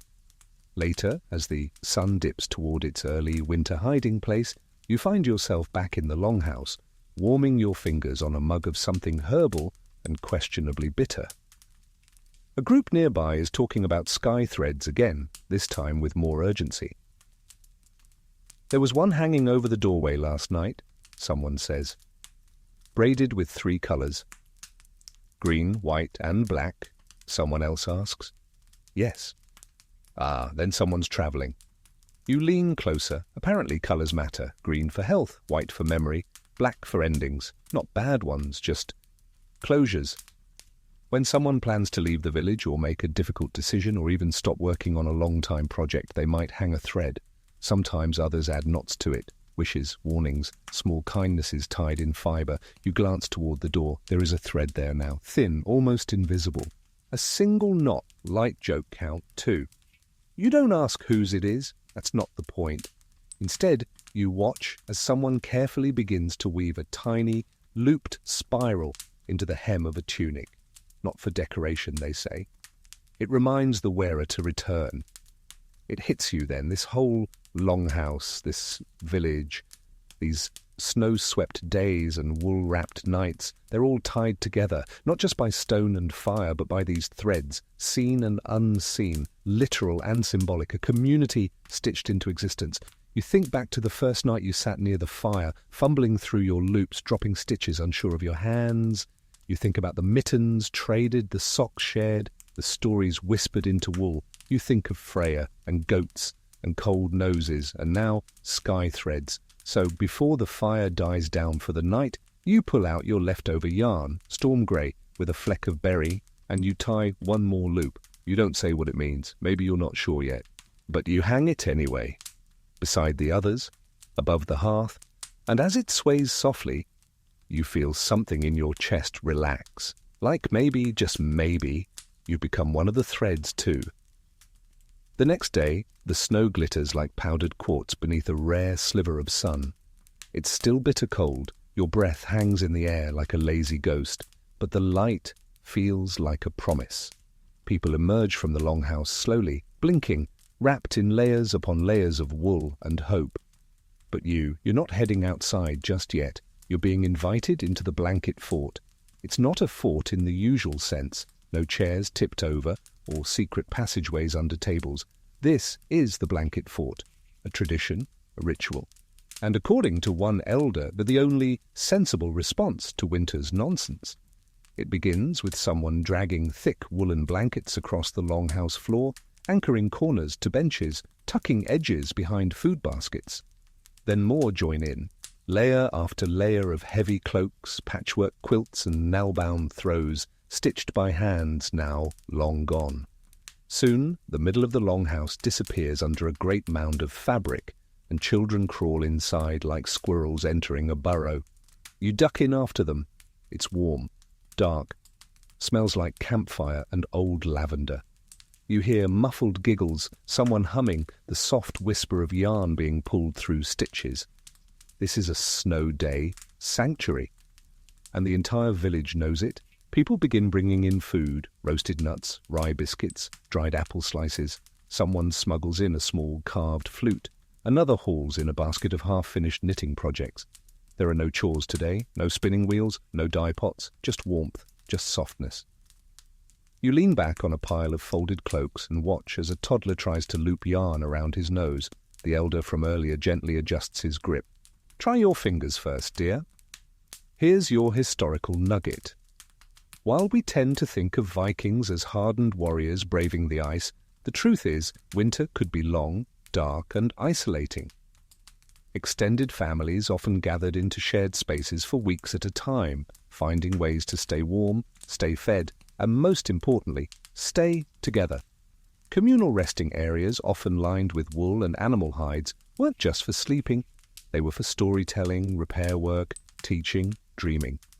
Fringe fact: in parts of Scandinavia, old oral traditions describe winter as a sleeping guest, a presence you welcomed with preparation and patience. Blankets were sometimes given names and treated as semi-sacred household objects. One recorded tale tells of a blanket called Snorrig's Keep, which was believed to trap nightmares in its folds until morning. Light joke count 1. Back inside the fort, someone begins a quiet story. It's not a saga, not quite, it's more like a memory with a rhythm, about a boy who lost his mitten in a snowdrift and followed it into a dream. In the dream, he found a hall made of wool, with walls stitched from old cloaks and a roof of patchwork stars. There he was greeted by the spirits of every sock that had ever gone missing. They cheered his arrival and asked him to stay for tea. He refused, the storyteller says, because their tea was made from boiled yarn. So they gave him back his mitten and told him to knit them a window. Laughter echoes through the fort. Light joke count 2. You find yourself holding a scarf you started 2 weeks ago and never finished. You begin looping again, slowly, lazily, letting your stitches match the cadence of the voices around you. No one's rushing. There's no prize for productivity here, just presence. Someone curls beside you and wraps an enormous blanket around both of you. It's got bits of everyone in it, she says. You look down. Sure enough, the blanket's made of squares, green from Freya's wool, red from a solstice dye pot, pale blue from the weaver across the fjord. Some squares are perfect. Others are lopsided. But together they feel right. You pause your stitching and just listen. You hear fingers pulling yarn, breaths being held. A child softly singing to himself about a snowflake named Carl. You hear the sounds of winter, but not silence, never silence. The fort holds too much life for that.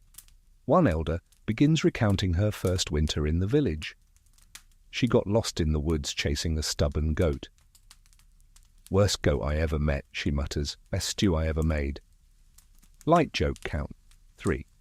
Everyone nods with the solemn approval only shared goat-based trauma can summon. Evening comes early in winter. You wouldn't know it from inside the fort. There are no clocks here, no rules, just yarn and warmth and crumbs.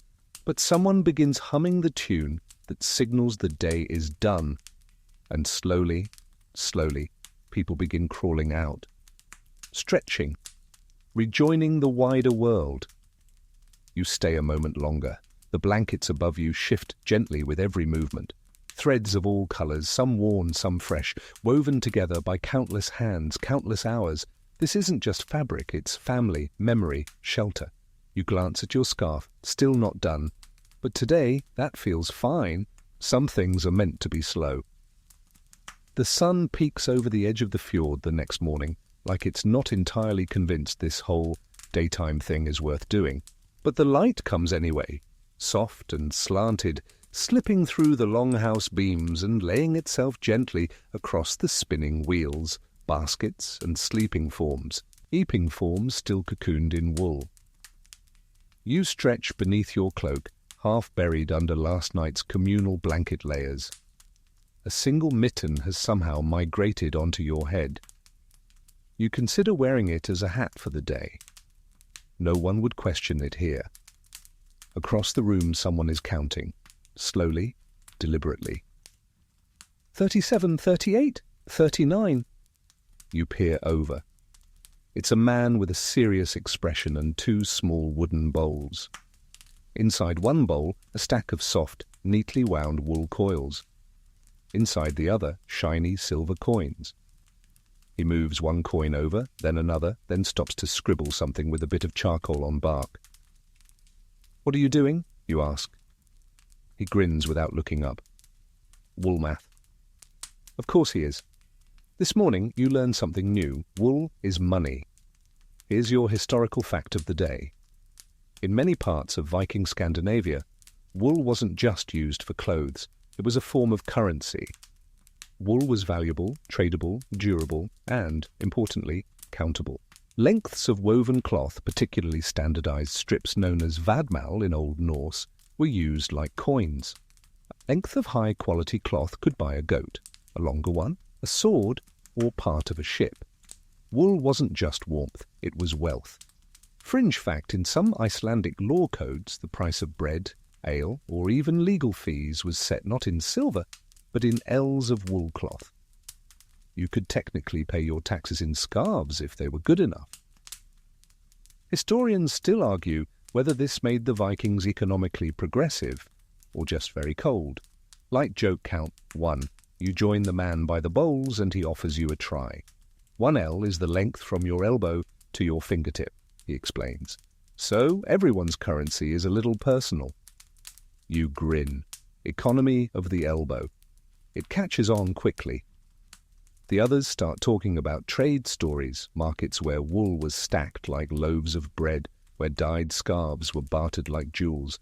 One woman proudly recalls the time she outtraded a trader from Jorvik by offering 3 mittens and a song. Someone else counters, "That's only impressive if the song was good." Turns out it was good. It's still sung at winter feasts. Something about a cat, a loom, and too much mead. Light joke count 2. You learn that certain weavers have their own signature lengths, a strip of wool so even and consistent that merchants recognize their work by feel alone. Others specialize in heavy cloaks, thick with weatherproof stitches, ideal for sailors and stubborn goats. And yes, there is fierce competition. A young man rolls his eyes. She's calling that blanket a trade good. That's not vadmal, that's sleepwear with opinions. And just like that, you're introduced to the wool wars, the gentle but deeply felt rivalries between textile crafters. One prefers dense weaving, another prioritizes softness. Some claim loose stitching lets in dreams, others say it lets in drafts. Debate rages, but at the heart of it all? Respect. You sit beside a woman who has spun enough wool in her lifetime to reach the far edge of the sea. She hands you a strip of her cloth. It's dark grey, sturdy, not too soft. "Not pretty," she says, "but it'll hold your weight if you fall through ice." You nod. It's more valuable than silver. The day passes in a flurry of measuring, folding, and gentle bartering. A pair of mittens for a jar of dried berries, a scarf for a leather patch kit. A particularly nice skein of red-dyed yarn is saved for spring, when the sea trade opens again. And that's when you hear it. The wool hoard is missing. You pause. The what? Eyes widen. Conversations stop. Even Freya, who's been silently judging people from the corner all morning, looks up. Someone explains. Every winter, the village stores its finest wool, undyed, clean, and carefully wrapped, inside a chest near the back of the longhouse. It's backup, emergency thread, disaster socks, wedding shawls. It's the hoard, and it's gone. The room buzzes. Was it moved, borrowed, forgotten, or stolen?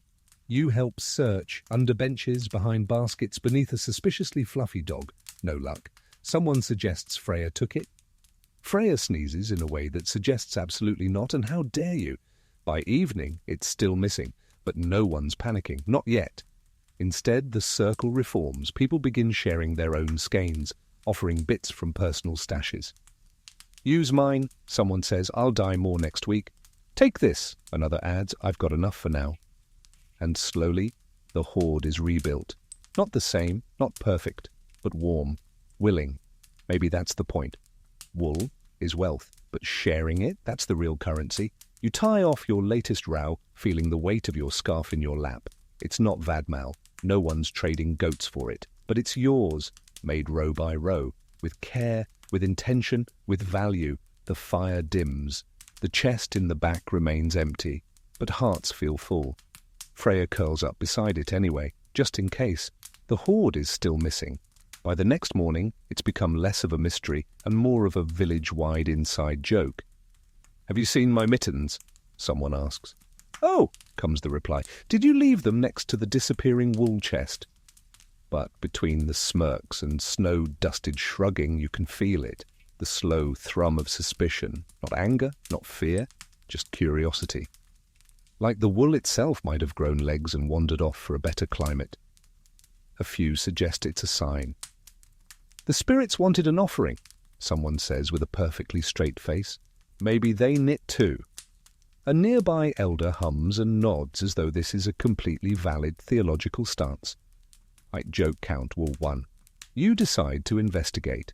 Not because you expect to solve the case. Let's be honest, you once spent 3 days looking for your own scarf only to find it around your neck, but because you're curious and also a little cold. So you start with the chest itself, empty, no scratch marks, no broken lid. Just the faint scent of lanolin and a single strand of sky blue yarn caught on a splinter. You tuck it into your pocket like a clue in a very cozy mystery novel. You ask around. One woman remembers seeing it last 3 nights ago, right before the blanket fort. Another swears she heard rustling in the dark, but could have been the dog, or a ghost dog.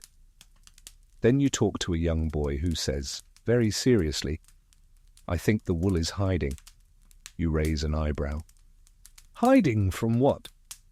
He leans in. "Too many socks, it got tired." Fringe theory? Yes. Wrong? Not necessarily. You pause your search to help repair a fraying shawl, looping new yarn into the old pattern, stitch by stitch, watching it come back to life under your fingers. A woman beside you comments, "Isn't it funny? You can lose a pile of wool in a blink, but a hole in a shawl takes hours to fill." And just like that, your day's historical nugget lands softly in your lap. In Viking society, clothing was patched and repaired endlessly. A garment wasn't finished when it was knit, it was finished when it had survived 5 winters, been mended 12 times, and handed down twice. There was pride in repairs. A patch told a story, a sleeve made from 3 different dye batches, a badge of honor. It said, "This lived." Fringe fact. Some scholars believe that visible mending, where you repair clothes with bright, noticeable stitches, was both a practical and social act. It told others what you valued, that you didn't discard warmth. That beauty could be rebuilt. Like joke count 2, back to the hoard. Theories are blooming like mushrooms in the damp corners of the longhouse. "It fell through a crack in the world," someone offers. "It's under the sled," says another. "It never existed, we imagined it." Then just before sundown, someone stands at the door holding a large lumpy bundle. It's the wool, mostly. Turns out it had been moved by a well-meaning weaver who thought it was her own stockpile and dragged it into a side hut to air it out properly. When confronted, she blinked twice and said, "I wondered why it smelled so good. I never buy the nice stuff." There's a beat of silence. Then someone throws a mitten at her, laughing. The hoard is returned to its rightful spot, now accompanied by a wooden sign that reads, in charcoal script, "This is not your wool. Please ask first." Management celebration breaks out in the only way this village knows how. Everyone brings out a fresh skein and begins knitting. It's not organized, not rehearsed, just instinct. A dozen projects start at once. Socks, gloves. One ambitious teenager begins what appears to be a tunic with antlers on it. You don't ask. The man who counted coins in bowls earlier offers a toast to wool that wanders but returns, like all good things. You feel it too. This isn't just about thread. It's about trust, about the way this village wraps itself in loops of care and colour and shared responsibility. Even the brief loss of the wool hoard reminded everyone how precious, how irreplaceable certain comforts really are. That night, as you curl near the hearth, someone hands you a small pouch. Inside, scraps of leftover yarn from everyone in the village. No 2 strands match. Some are barely longer than a thumb, but together they feel whole. "You'll know what to do with it," they say, and you do. You begin to loop. Snow falls again, but softer this time, like a lullaby poured from the sky in lazy spirals. It dusts the rooftops without hurry, flutters across the firewood piles, gathers gently on Freya's back, as she stands motionless in the field, staring into the distance like she's waiting for a prophecy. Inside the longhouse, the mood has shifted. Not somber, not sad, just hushed, thoughtful. Tonight's talk isn't about hoards or runaway wool or whether socks should have pom-poms. Spoiler, there's a fierce debate coming on that one. No, tonight's talk turns upward, to stories. Older tea, ice older than the snow, stitched into stars and whispered over steaming mugs. Someone clears their throat. You've all heard of the Valkyrie mittens, right? Chairs creak, heads turn, a few children sit up a little straighter. You lean forward. The story begins, as these things often do, with a battle. Not the clanging, screaming kind, but the kind fought between frost and flame, wind and warmth. A terrible winter, so long and cruel that even the goats wore scarves, and the fjords froze deep enough to trap ships like wooden insects in amber. And in that winter, a shield maiden stood watch at the edge of the known world, her hands wrapped not in armour, but in mittens, thick, enchanted, and stitched from thread pulled from the sky itself. Wool of the clouds, the storyteller says, and stitched during a solar storm. Now here's your historical fact. The Norse people, particularly those in the far north, witnessed auroras often. The northern lights were woven into their mythos, believed by some to be reflections of Valkyrie's armour or the glow of Bifrost, the rainbow bridge to the gods. Some sagas even reference celestial battles, divine omens and strange patterns in the skies that guided warriors, or warned them. So it's not a leap to imagine that someone, someday, looked up at those shimmering green and violet curtains and thought, yes, I'm going to stitch that into a mitten. Fringe, tidbit, archaeological sites in northern Scandinavia have yielded mittens and hats with swirling embroidery in bright colours, sometimes done in twisted threads that shimmer faintly. While most attribute this to decorative flair, some argue it may have held symbolic meaning, especially during the darkest winter months. Historians still debate whether these motifs were simple artistry or a way to channel protection from the stars. Light joke count 1. Back to the story. The Valkyrie's mittens weren't just warm, they were legendary. With each stitch, she was said to trap a little spark of sky, a little echo of thunder. She could throw fire with one hand and silence with the other. And, importantly, her mittens always fit. You can hear the admiration in that last detail. There's a collective sigh, because, let's be honest, perfectly fitting mittens, that's rarer than a punctual goat. The tale continues. The Valkyrie vanished one day, mitten and all, said to have walked into a storm and never returned. But sometimes, during solar flares, when the lights dance a little more wildly than usual, people say you can see a figure knitting in the glow, working on the next pair. Someone nearby whispers, I bet she'd charge 3 scarves and a basket of cloudberries for a single thumb loop. Light joke count 2. Around the fire, people begin pulling out their own mittens. Some old, frayed, some freshly made. One woman shyly shows off a pair dyed with fermented blueberries, purple, with golden stars stitched along the cuffs.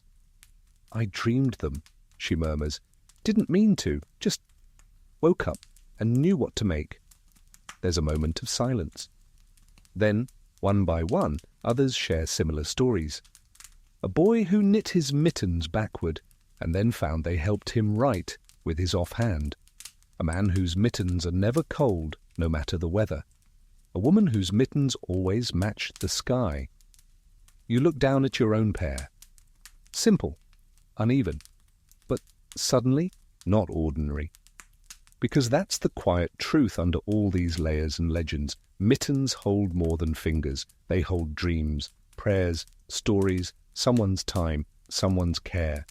The storyteller finishes with a whisper. And if you ever find a mitten with stardust in the seams, don't ask questions, just wear it. Outside, the snow continues to fall, softly, steadily. You tuck your hands into your mittens, not enchanted, not celestial, but warm. And maybe, just maybe, stitched with a little magic of their own. The world outside the longhouse has gone full storybook. Snow falling in big, lazy flakes, every surface softened into curves, every tree branch traced in white like it was sketched by the gods in charcoal and flour. The village is quieter today, but not sleepy. Just slow, deliberate, as if even the goats have agreed to keep their shenanigans to a low simmer. Inside, you're brushing lint off your tunic and attempting, poorly, to untangle a skein of yarn that somehow tied itself into knots while you were looking directly at it. Yarn has that power. It's part mischief, part math, part mystical spite. And that's when someone says the word lice. You freeze mid-tangle. Across the longhouse, a circle of elders is gathered not around the fire, but around a box of combs, brushes, and small tools that look suspiciously like torture devices. You approach cautiously. One of them raises an eyebrow. "Time for the weekly grooming," she says. "You'll want to sit for this." You do, nervously. Let's get this out of the way. The Vikings were, by most accounts, cleaner than their medieval European neighbours. Combs made of bone or antler were common, often beautifully carved, and frequently worn on belts. Were a constant concern, yes, but not a source of shame. More like a shared inconvenience, the same way one might complain about cold soup or a goat chewing your doorframe. Today's session is equal parts hygiene and social time. As someone carefully runs a comb through your hair, you listen to the chatter around you, soft, rhythmic, full of old jokes and older habits. You've got farmers' tangles, someone mutters as they gently separate a knot. Ever sleep in a hayloft? You nod. Thought so. Light joke count 1. Nearby, someone is repairing a cap, well worn, slightly stretched, with a band around the forehead that's darker than the rest. "That's where the oil settles," the knitter says. "From hair makes it warmer." You don't question the logic. You just nod and pretend to know what oil warmth means. Here's your historical fact. Lice combs made from antler or bone have been found in nearly every Viking Age site, often finely made and often with lice still inside. These weren't hidden away. They were worn like jewelry, used in public, and passed between friends and family. Cleanliness was social, a shared task, a favour even. Fringe fact. One recovered Viking comb had what appeared to be runes carved along its edge. Not a name, but a phrase that may have read something like, "for the crawling ones." Historians still argue whether it was a joke, a curse, or just someone trying to name their least favourite house guests. Once your scalp is declared passable, you shift to helping a woman card fleece. She hums while she works, and eventually you realize it's not just a tune, it's a chant, low, repetitive, with just enough rhythm to match the brushing of the wool. "It keeps the bugs away," she says. You blink. "The song?" "No," she says. "The rhythm?" "Sure, why not? Light joke count 2. You learn that many families have their own grooming songs, passed down like lullabies or recipes. Some are funny, others surprisingly poetic. One woman sings a verse about braiding a sister's hair the night before a wedding. Another hums a song that ends with a comb being thrown into the sea to tangle the mermaids. You decide not to ask. As the day wears on, the room slowly fills with the scent of warm herbs. Someone is boiling a pot of cleaning steam, juniper, pine, maybe mint. They pass around strips of cloth soaked in it, which everyone presses briefly to their faces or wraps around their necks. It smells like a spa. If that spa also had goats inside it. Later, someone brings out a set of wool underlayers, heavily patched, clearly loved, faintly shaped, like a person who refuses to get rid of their favourite pyjamas. She holds them up. He wore these through 3 winters and never caught a cold. Everyone nods, like she just held up a sacred relic. You're handed a similar set. Slightly scratchy, slightly mismatched. Someone's initials are sewn into the collar. "They were my uncle's," the owner says. "He believed in 3 things: strong boots, warm layers, and brushing your beard once a week. You feel honoured to wear them, Slightly itchy, yes, but honoured. As evening settles in, the fire crackles and someone begins to knit a hat for their baby nephew. He doesn't even have hair yet, someone points out. Exactly, she replies. Might as well start clean. And that's the quiet lesson of today. Warmth isn't just in layers, it's in care. Combing out the knots, brushing each other's cloaks, mending what frays before it tears. A community that keeps each other clean doesn't do it out of vanity. It does it out of love. You reach into your pouch and run your thumb along your own comb, simple, sturdy, bone-smoothed by weeks of use. You smile. Some tools keep you warm, some tools keep you together. The wind rolls in from the sea again, heavy with salt and stories. You hear it before you see it, tugging at the corners of the longhouse like a bored child poking a parent's shoulder. Outside, the trees lean just slightly. The smoke from the hearths doesn't rise, it drifts sideways. You wrap a scarf twice around your neck, once around your mouth, and step outside anyway. Because today, the sea watchers are back. You find them near the cliffs just past the goat path that's mostly snow and questionable footprints. 3 figures wrapped in wool cloaks facing the water, their backs to the wind like seasoned stones. You recognize one of them as the man with the elbow-based economy. The others nod without speaking. They're back, one of them says. Who?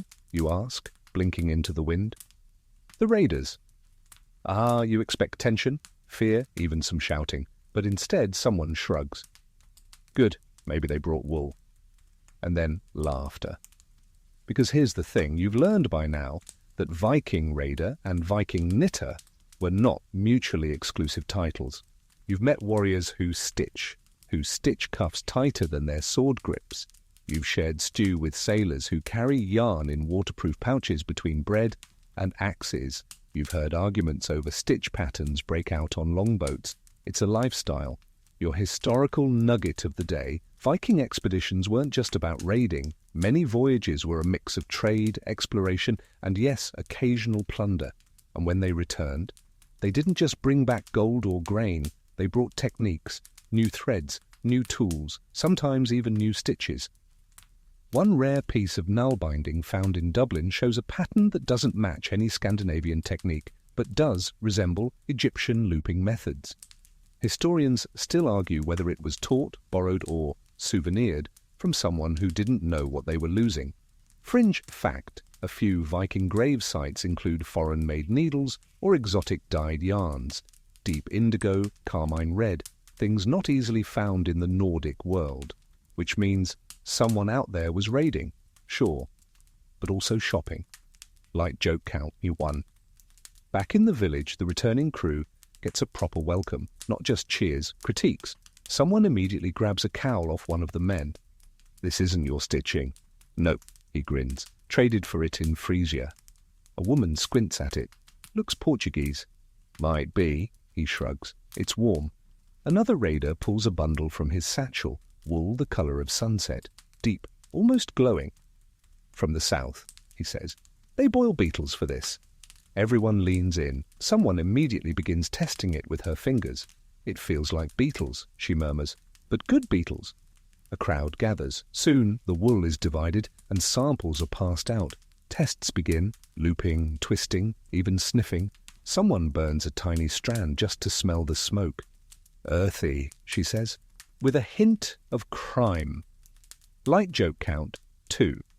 You wander to the fire pit where a group has begun sorting through foreign patterns stitched into garments brought back by the travellers.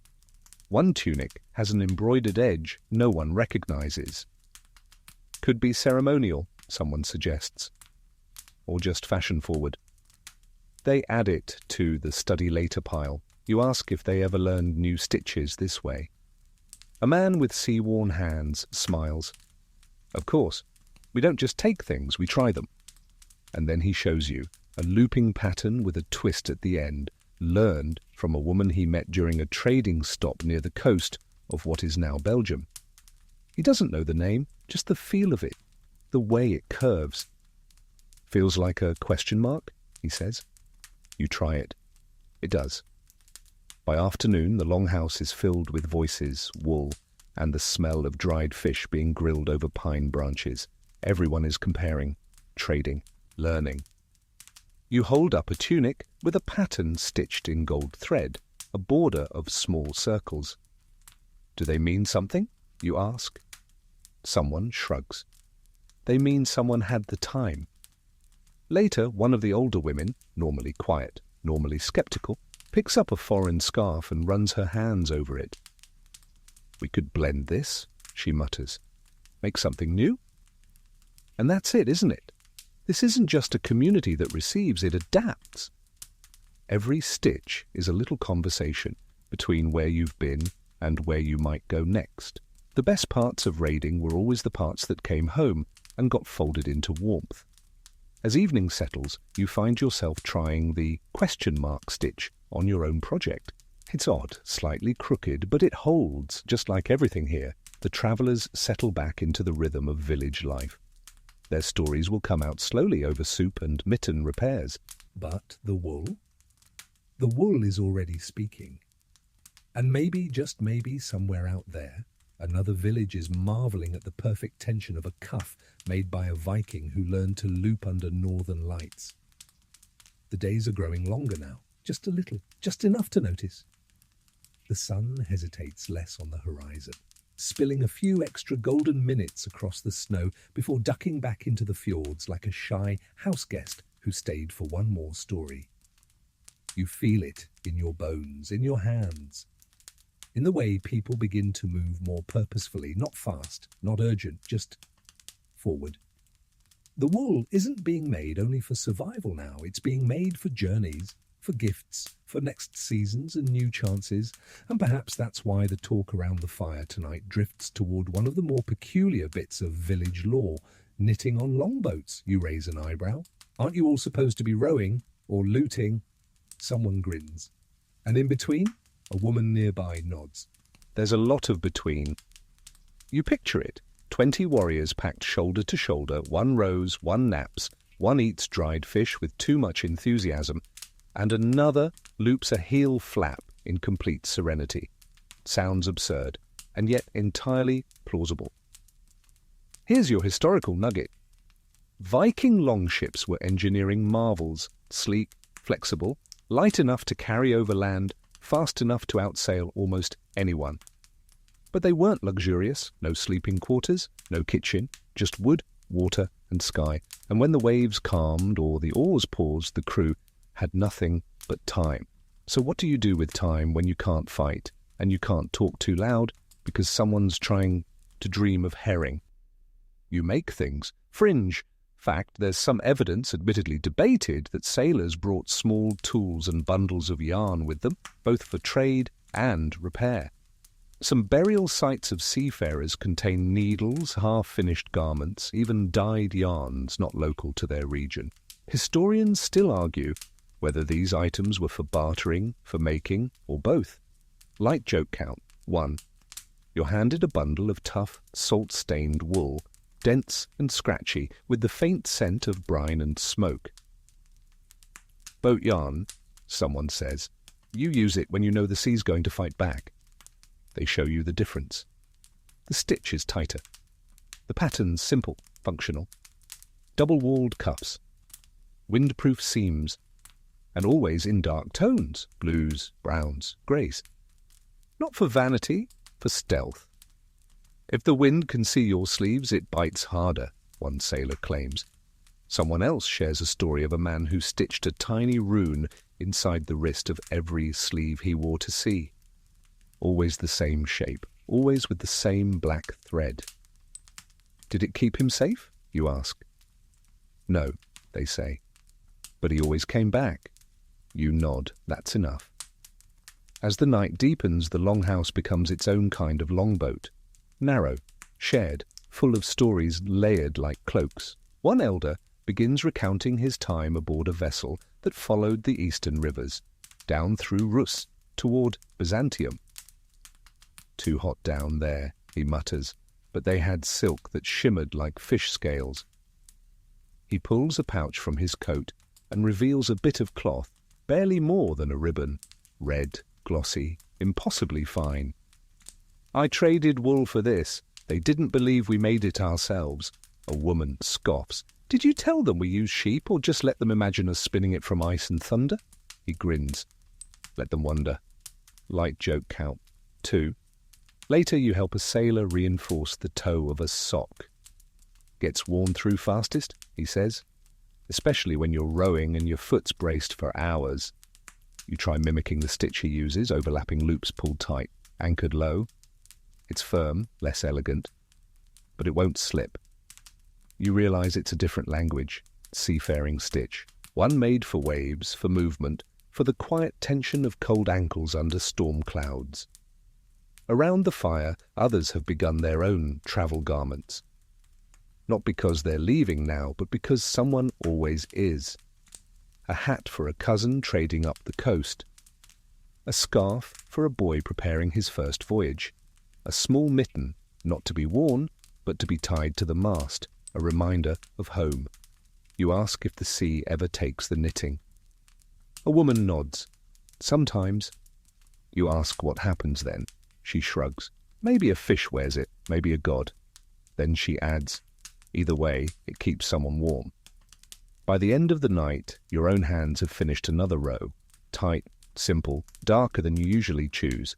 You don't know if you'll ever ride a long boat.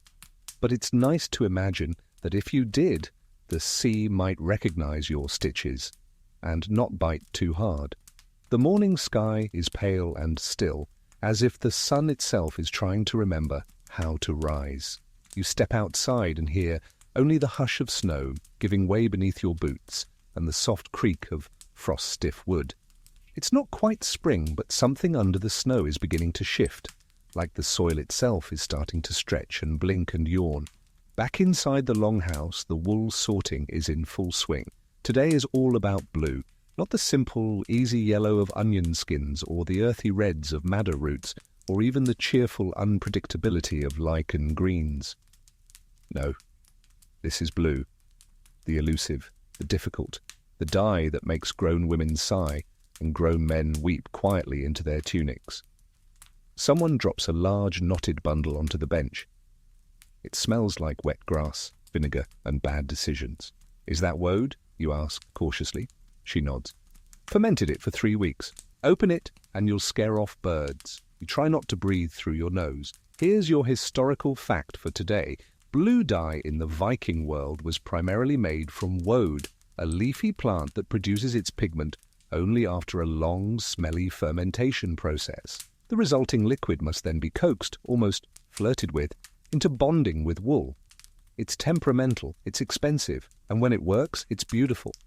Fringe fact. Some say that blue-dyed wool was saved for special garments, gifts, ceremonial cloaks, or trade items meant to impress. Others claim it was used as protection, its colour believed to calm tempers and ward off envy.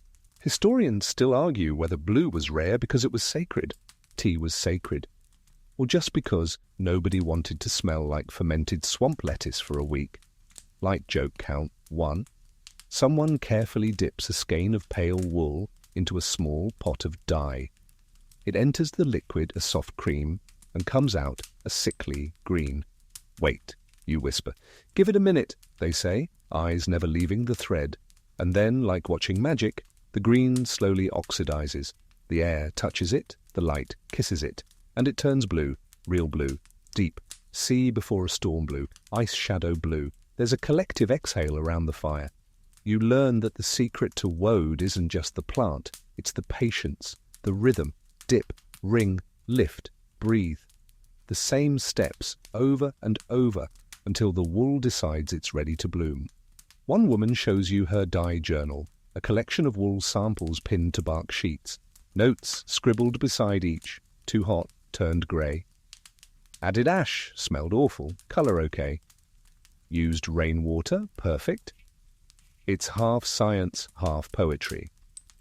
Another explains how her grandmother used to whisper to the woad pot. She said it behaved better if you asked nicely. You try it. The pot burps in response. You take that as a maybe. Light joke count 2. Later, as skeins are strung to dry near the roof beams, someone brings out an old cloak. It's threadbare, sun-faded, but still in the folds you can see it. Blue. Faint, but stubborn. Like a memory that won't let go. She dyed it for her wedding, they say. You ask, was it a gift? No, they say, it was her shield. Turns out she wore that cloak into every argument, every bad harvest, every bitter winter. No one could stay angry at her in blue, the storyteller says. They'd just argue quieter. You run your hand along your own wool, wondering if any of it's ready for colour. You're told to start small. Dye a scrap, they say. See how it lives. So you do. Your scrap goes in pale and limp. It comes out green, then slowly shifts, reluctantly, like someone waking too early, into something almost storm-coloured, not bold, not beautiful, but honest. You like it. Someone hands you a new skein. For practice, they say. But don't name it until it dries. You blink. People name their wool. A chorus of nods. Of course they do. Damp sky regret? Blueberry maybe? Ocean before the goat incident. These names aren't jokes. Well, mostly not. They're records, moods, reminders. Because wool isn't static. It remembers. What day it was spun. What story was told during the dye. Who sneezed in the middle of a row. You hang your scrap beside the others and feel, strangely, like it's already part of something. By evening, the longhouse is filled with drying blues, some vibrant, some murky, some slightly disappointing, but still deeply loved, and everyone knows which is theirs. You wrap your scarf tighter, the one with a new streak of oxidized mystery woven through it. It smells a little like vinegar, and a little like possibility. Evening settles with the gentle finality of a door closing softly. No wind, no fuss, just a long sigh as the fire catches its second wind, and someone adds another log with the reverence of a priest tending to an altar. Tonight the longhouse glows with colour. The newly dyed blues still hang from beams like sleepy ribbons, while fresh bundles of golden and russet yarn dry near the hearth, curling slightly with the heat. But you notice something else tonight. Something small. A woman sits near the far wall, carefully knitting something no bigger than your hand.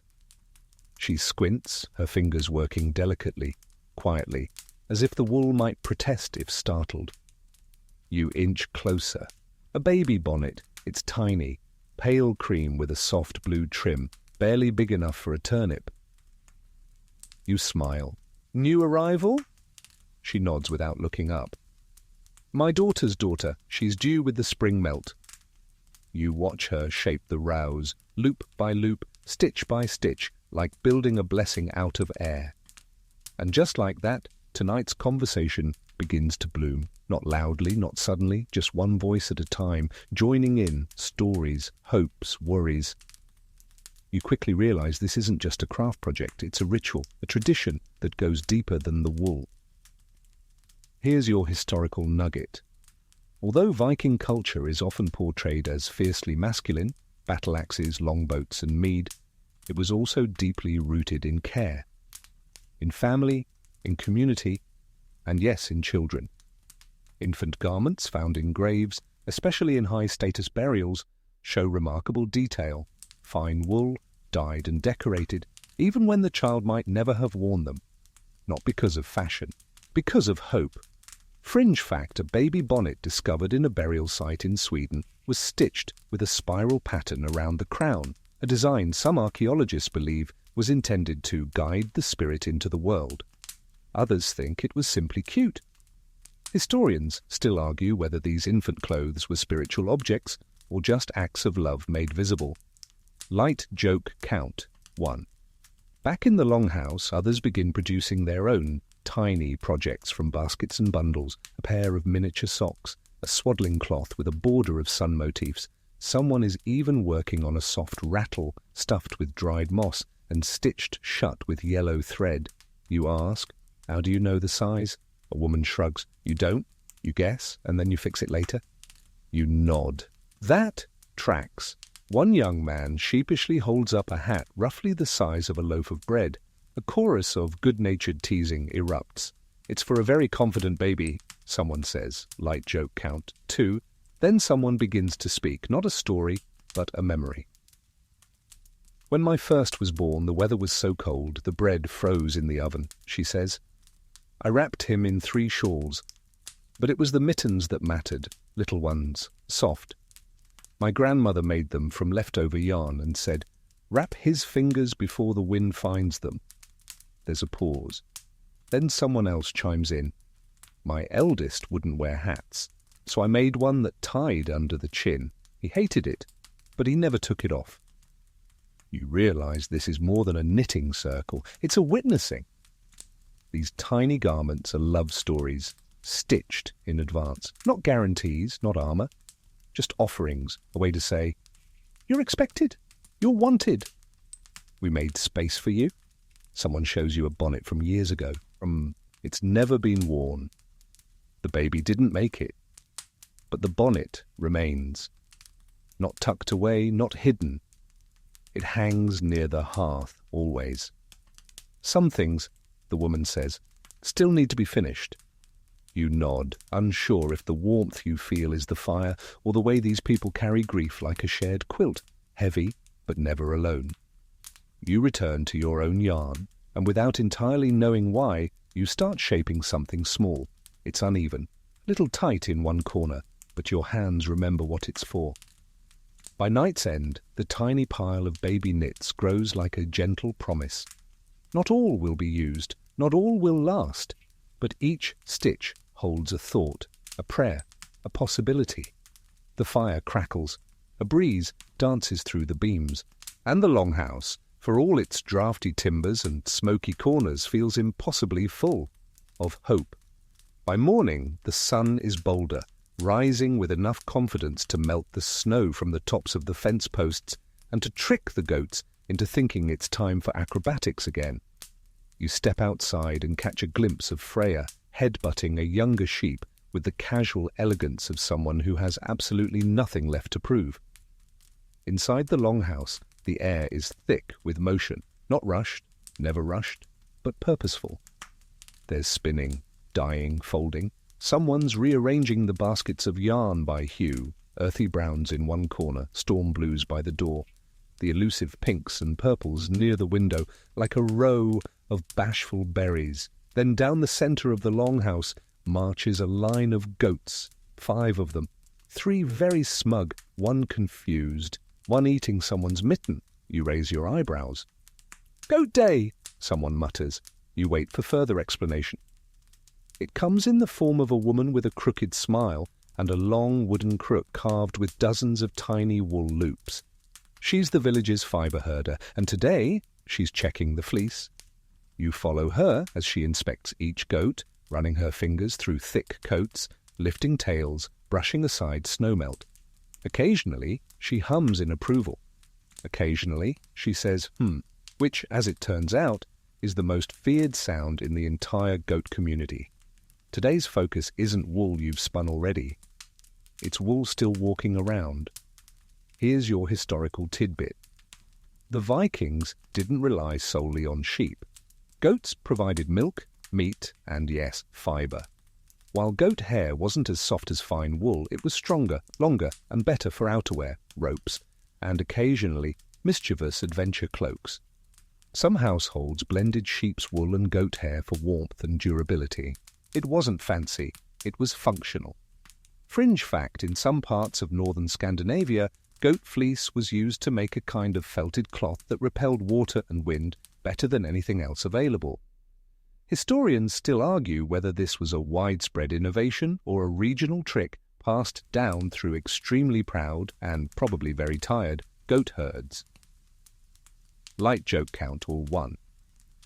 The herder reaches Freya, who gives her a look that says, "You may try, peasant." She tries. Freya predictably does not cooperate. "She's due for a trim," the herder mutters. "She won't like it." Someone nearby snorts, "She doesn't like anything." Still, the fleece must be checked. The spring melt is coming, and with it, shearing season. You help by gathering fleece tufts left behind by enthusiastic rubbing or mutual goat harassment. Some are tangled, dirty. Others are clean and ready. You learn to feel the difference with your fingers between fibre that wants to be spun and fibre that just wants to be left alone. Inside, the new fleece is sorted, washed, dried. The smell of wet goat is unavoidable, but oddly comforting, like a promise, like warmth on its way.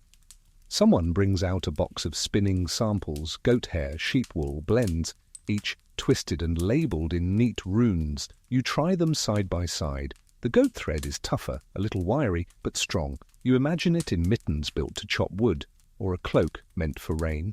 A woman tells you about her father's storm cloak, made almost entirely of goat fleece.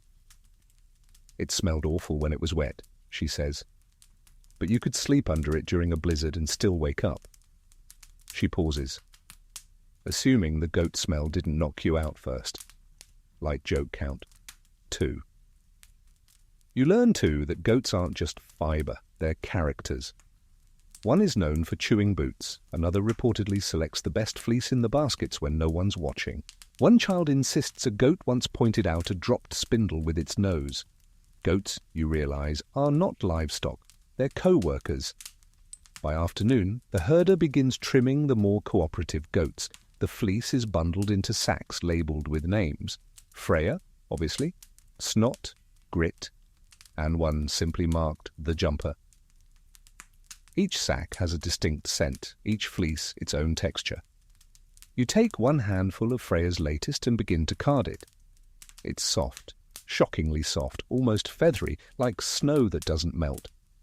You already know what you'll make with it, a hood, one with deep sides, something to block the wind and frame your face like a whispered secret.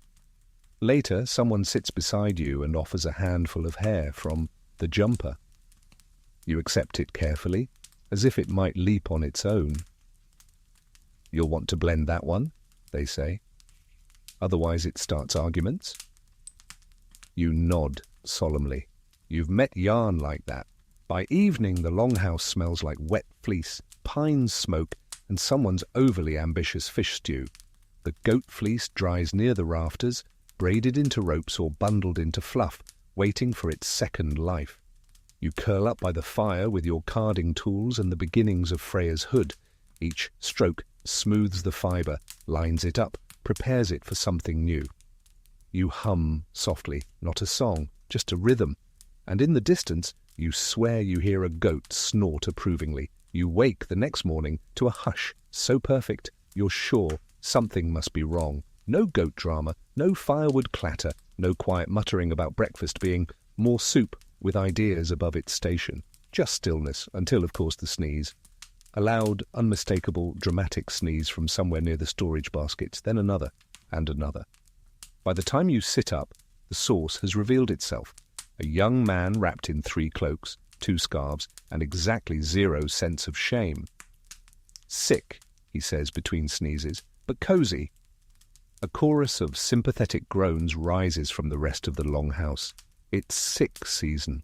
Wool is quickly pulled tighter. People shuffle away, not rudely, but carefully.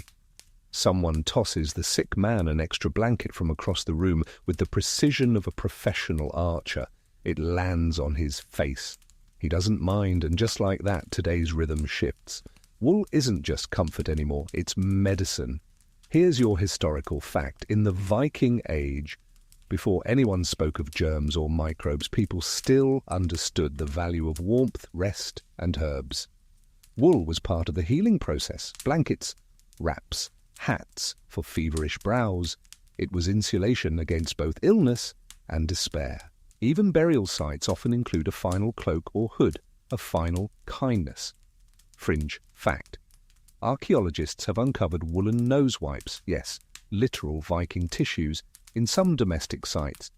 Whether they were ceremonial, symbolic, or just practical bits of cloth is still debated. Historians still argue whether these were personal hygiene tools or simply multi-purpose scraps with unfortunate duties. Light joke count 1. You join a group near the hearth where people are preparing the sick wool. And this isn't just any yarn, it's chosen for softness, gentleness, and what someone calls temperament. Apparently, some skeins just don't like to be near fevers. There are bundles labelled for specific uses: head wrap, chest wrap, foot snugglers, and the mysteriously titled, "For when the cough is personal." Someone begins knitting a shoulder cape that looks more like a blanket with ambition. Another creates a simple roll of cloth designed to be wrapped around aching joints. You're handed a skein of pale green yarn and asked to start a neck warmer. What stitch, you ask? Something comforting. That's all the instruction you need. Light joke count, 2. Someone else adds herbs to the dye pot, not for colour this time, but for scent. Steam rises filled with thyme, juniper, mint. They dip strips of wool into the potion, wring them out, then tuck them under pillows and into pockets. You sniff one. It smells like a forest bath and a grandmother's hug. You learn that every family has their own sick wool stash. Some kept it folded in cedar boxes, others wrapped it in old linen and stored it above the hearth. It was never worn when healthy, only during recovery, and you never used it for anything else. One woman opens her own sick wool pouch and reveals a scarf stitched decades ago, now faded to almost nothing. "I wore it through childbirth," she says. "Then again, when I cracked my ribs. It's held me together more than bone ever did."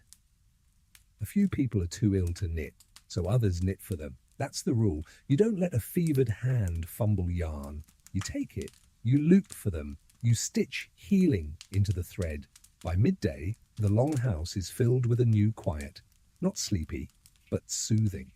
Tea boils, blankets are rotated, people speak in soft voices as if louder tones might shake loose someone's cough. A child tucks a small piece of wool into her doll's shawl. "So she doesn't catch the cold," she whispers. You nod. That's how it starts. You overhear a story about a midwinter flu many years ago when the entire village got sick, except for one woman and her yarn. She reportedly knit 30 scarves in 4 days, stuffed them with cedar and mead-soaked moss, and delivered them with instructions like a woolen medic. People still wear her patterns today. No one can remember her name. Everyone remembers the warmth. By evening, the young man with the sneeze has stopped sneezing. He's still a mess, hair like tangled fleece, eyes watery, but he's smiling. Someone drapes a new shawl over his shoulders. It's a patchwork of wool scraps from everyone else's baskets. "Not pretty," someone says. "Don't care," he replies. And then he curls up with a cup of something strong-smelling and falls asleep so fast it's as if the shawl cast a spell. You sit by the fire, your own scarf smelling faintly of mint and smoke, and realize that you're not making garments today. You're making treatment, care, soft armor, love with loops.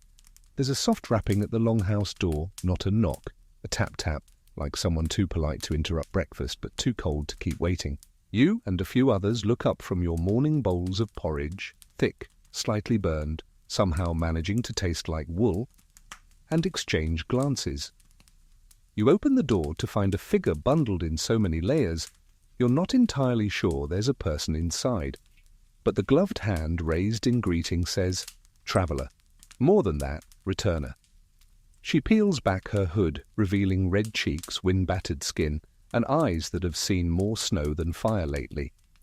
She's greeted like a cousin, handed a mug, a stool, and a seat near the hearth. But her next words hush the room. "I've brought stories." And just like that, everything else, the mending, the porridge, the goat trying to steal someone's sock, pauses.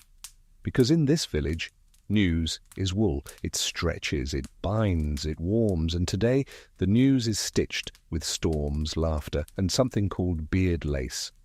Here's your historical fact. Viking travel wasn't just for war and trade. Messengers, skalds, poets, and weavers often journeyed between settlements, bringing songs, patterns, techniques, and, most importantly, news. In the absence of parchment and post, oral storytelling was the postal system. Messages were woven into verse, into garments, even into rituals. Fringe fact, some Viking women stitched coded patterns into clothing hems, lines of colour or knotting that to the untrained eye were just decorative. But to another weaver they might say, "Your cousin lives," or "Bring dye." Historians still argue whether these patterns were an early communication system, or simply proof that knitters have always been clever. Light joke count: 1. The traveller sets down a bundle. This, she says, is from the Western village. Inside are scrolls, not of paper, but tightly rolled sleeves, pockets, and little yarn-wrapped pegs. Each contains a knit message, a scarf with a new tension pattern that reads like a poem, a mitten stitched with a 3-colour braid, a pouch lined with a double-back loop no one here has seen before. One elder squints at the pouch, muttering, "They solved the thumb twist, didn't they?" "Looks like it," someone says, examining the seam. "Sneaky Westerners." You laugh, but you know this is how ideas travel, not shouted, stitched. Soon, the longhouse is a flurry of deciphering. People decode loops like scholars at a library, fingers brushing patterns, lips murmuring stitch counts. You try, too, tracing a line of dark blue across a collar, finding where it changes tension mid-row. A message? A joke? Maybe both. Someone else holds up a woolen belt with a diamond pattern stitched in alternating browns and reds. "This means good harvest where I'm from," he says. "Or possibly don't trust the cider." Light joke count: 2. The traveller begins telling stories between sips of tea.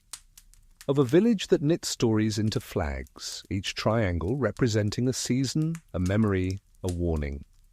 One flag flutters with a pattern shaped like a hawk's wing, meant to be hung above a door to signal safe passage to traders. Another tale involves a man who knit his dreams into a blanket, 1 square per night. He stopped after a month, claiming the blanket started knowing things it shouldn't. Someone nods. That happens. The traveller grins and pulls out one last treasure, a map, not drawn, but knit. It's rough, uneven, but clearly a river system. Tributaries marked in blue. Villages indicated by patches of textured wool. One small red loop denotes a crossing point with mischievous ducks. You're told that messengers wear these maps under their cloaks. If captured, it's just a scarf. If not, it's a way home. The rest of the day becomes a kind of gentle workshop. People swap patterns like gossip, add new stitches to samplers, even test out the beard lace mentioned earlier, a delicate crisscross of yarn designed to tie into facial hair without pulling. You try it, you regret it, it pulls, a lot. But hey, some things must be suffered in the name of progress. By evening, the longhouse is richer, not in gold, not in grain, in knowledge. Patterns no one here had seen before now ripple across laps, tied into hoods, sewn into mittens. A scarf you started 2 weeks ago now ends with a new fringe, its rhythm changed by distant hands.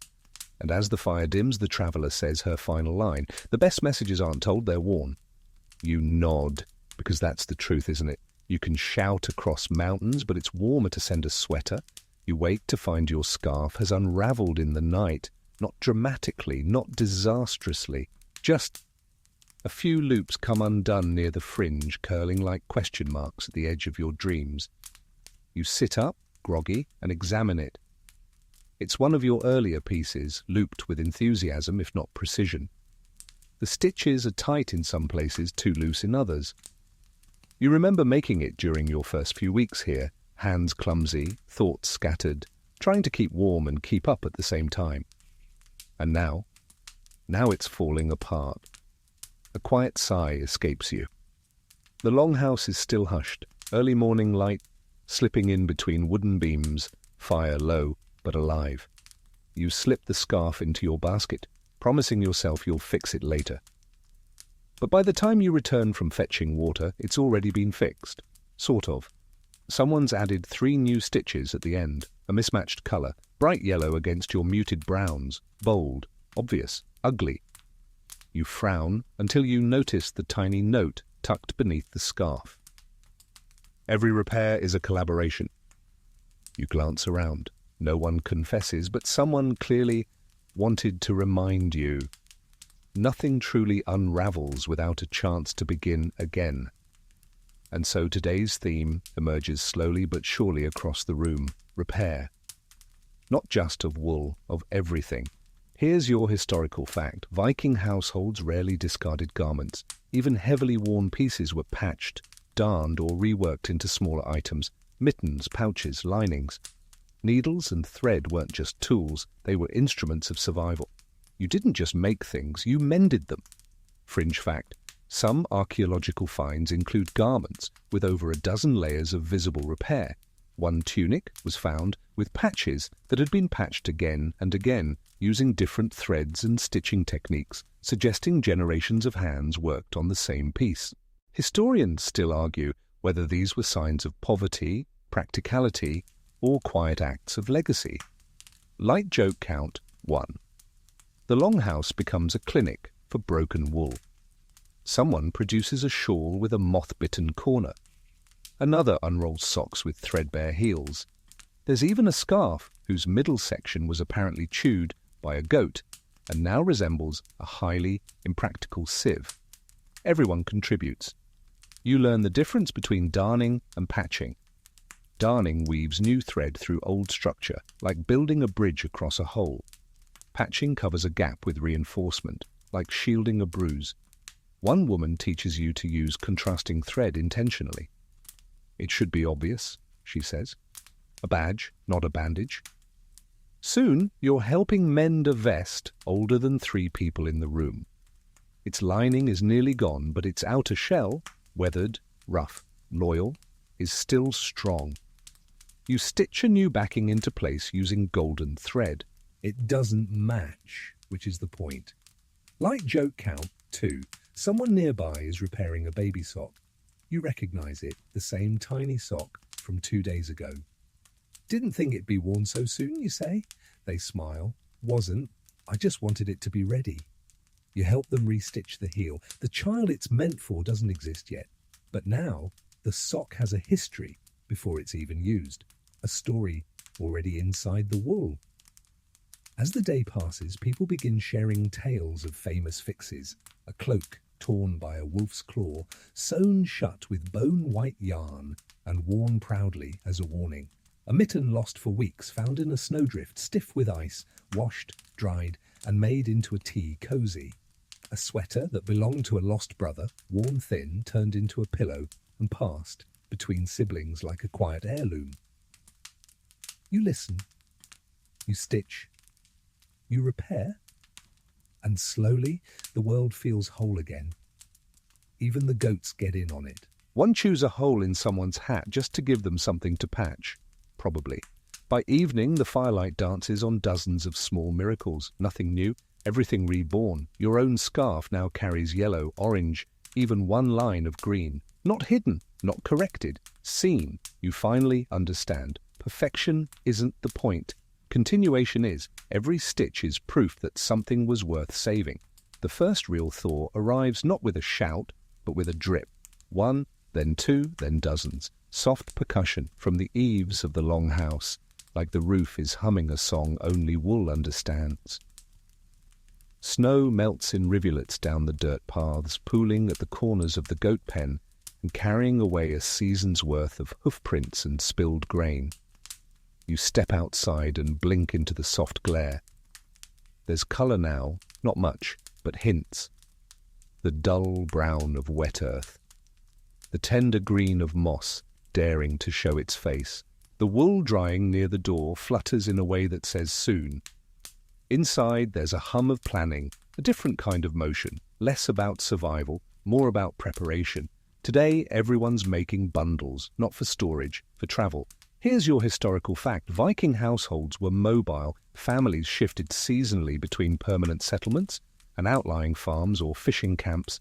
Come spring, some set off to visit relatives, trade goods, or take livestock to new pastures, and with them they carried not just tools and food, but wool, blankets, cloaks, mittens, packed tightly, sometimes layered with dried herbs or charcoal to keep pests at bay.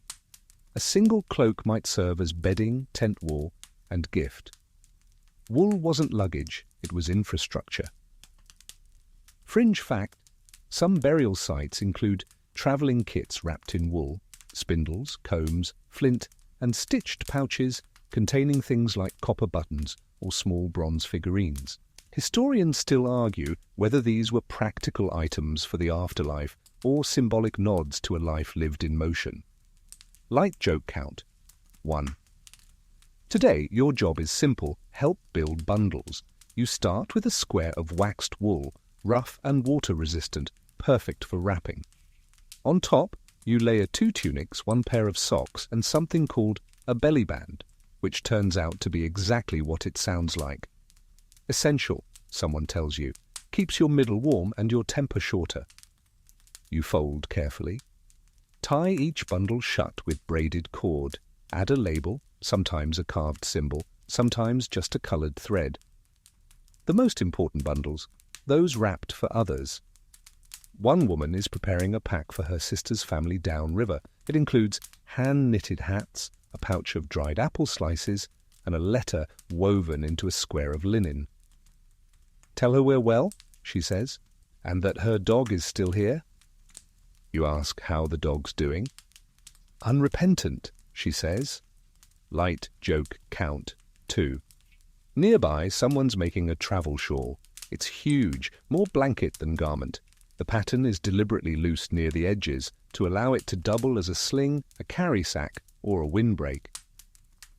If it doesn't do 5 things, the maker says, it's not finished. A teenager is practicing her stitches on a pouch for her first journey. Small, square, oddly shaped, and filled with hopes she hasn't named yet. Her mother helps her attach a strap. Her father adds a loop for a button carved with a fox. Why the fox, you ask? Because she doesn't know where she's going, he says, but she'll get there. You help stitch 1 final row along the top. Uneven, but strong. As afternoon stretches on, the longhouse becomes a staging ground. Bundles line the walls, cloaks are rolled and tied, small cooking pots are tucked inside padded sleeves. There's even a debate over which satchel best fits goat cheese without drama. You stay quiet for that one. Eventually, someone brings out a small chest from under the hearth. Inside, a series of goodbye gifts. Pre-knit socks, scarves, small pouches, each one made in winter, meant for spring farewells. You're handed a scarf, a little uneven, clearly made by younger hands, but full of heart. Give this to someone who needs it, they say. You fold it gently and place it in your basket. Outside, the goats have begun plotting again. One has its eyes on a low-hanging wool bundle. Too late. The longhouse door swings shut just in time. By nightfall, the packing slows. People settle near the fire, their bundles nearby, resting like sleepy animals. Some will leave or leave tomorrow. Others in a week. Not forever. Just forward. You finish your last bundle. Inside, 1 cloak, 1 bag of dried berries, 1 pair of socks, and a note. You haven't written it yet. You will. Soon. The longhouse is quieter tonight. Not empty, not somber, just quieter. The hush of people holding their breath before a change. Bundles line the walls like sleepy puppies. The fire crackles without urgency. Someone strums a harp gently in the corner, and the notes fall like pebbles into a still pond. Tomorrow the first group leaves. You sit with your scarf in your lap, the same one that unravelled, that was patched, then patched again. Now it carries 5 colours, 6 stories, and at least 1 goat hair no one will ever fully extract. It's warm, imperfect, utterly yours. Around you, others are tying the last knots, checking straps, wrapping final gifts. One woman braids lavender into a pair of mittens. "So the journey smells kind," she says. You look around and realize you've seen this scene before. Not here. But in pictures, in stories, in dreams. People getting ready to leave, but carrying everything that matters with them. And tonight, you see something new. The elders, not knitting, not packing, they're teaching. One holds up a square of wool, yellow, stitched with tiny loops, and begins to explain a pattern known only by name, sun twist. She moves slowly. Her fingers don't knit anymore, not like they used to, but her words do. "You start here," she says, pointing to the corner. "Then you loop, you twist, you wait, then you twist again." Someone beside you mimics the motion. Another elder is explaining the meaning of yarn colours used in marriage cloaks. Blue for calm, he says. Red for honest arguments. Green for forgiveness. You write that down. Here's your historical fact. Viking societies held their elders in high esteem, not for titles or power, but for memory. They were the libraries, the pattern keepers, the ones who could glance at a tunic and tell you who made it, who wore it, and what happened the day the sleeve got burned. A village without old hands was a village at risk of forgetting itself. Fringe fact, some ancient Scandinavian looms were decorated with carved faces, not gods but ancestors. It's believed they were there to watch the weave, guiding hands and reminding you that every thread has a lineage. Historians still argue whether these carvings were symbolic, spiritual, or just stubborn old relatives refusing to miss a good project. Light joke count 1. As the night deepens, the storytelling begins. Not the dramatic kind, the cozy kind, the remember that time we kind. Someone tells of the winter the dye pot froze solid. So we used wine. Didn't work, but the cloaks smelled fantastic. Another shares how they tried to make socks for both feet, only to discover at the end they'd made 4 lefts. You laugh. Not at them. With them. Because you've done that. Light joke count 2. A hush falls as someone begins the story of the old spinning song. A chant passed down from grandmother to granddaughter, meant to be sung under one's breath during difficult rows. You don't understand all the words, but the rhythm, that's universal. You hum along. Soon everyone does, and in that moment the longhouse isn't just a place, it's a vessel, a shawl of wood and warmth wrapped around memory itself. Someone begins to pass out bundles of wool, a parting gift, not raw fleece, not yarn, something in between. Practice, they say, for where you're going next. You tuck yours into your bag, alongside your patch scarf, your tea-dyed pouch, and your favourite crooked needle. You're not leaving tomorrow, not yet, but when you do, you'll carry these loops with you. Each one a memory, a name, a joke, a song, each one a thread leading home. The morning breaks soft as wool, no trumpets, no thunder, just a slow spreading of light that creeps across the floorboards like a quiet goodbye. You wake to movement, not bustle, gentle motion, a cloak being tied, a bundle lifted, the creak of leather straps being cinched over shoulders, the soft clink of wooden buttons against bone toggles. The first group is leaving. You sit up and watch as people move around the longhouse with practiced calm. No one is crying. No one is rushing.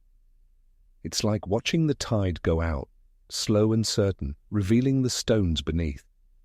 Someone hands you a cup of hot tea, steeped with something green and sharp-smelling. You sip it slowly and nod your thanks. You help adjust someone's travel pack. You tuck in a stray flap of cloth. You knot the tie on a little girl's mitten, even though she'll undo it herself in 10 minutes. These aren't tasks. They're rituals. Goodbyes without words. Here's your final historical fact. Viking journeys were sacred. Whether to a market 2 days away or to distant shores, leaving was always marked with care, with gifts, with reminders, with wool wrapped tightly around ankles, wrists, and hearts. Fringe fact, some Norse seafarers stitched charms into their garments before departure, tiny knots, folded runes, or coloured threads hidden inside seams. These goodbye stitches weren't meant to be seen, just felt, just carried. Historians still argue whether they were for luck, protection, or simply comfort.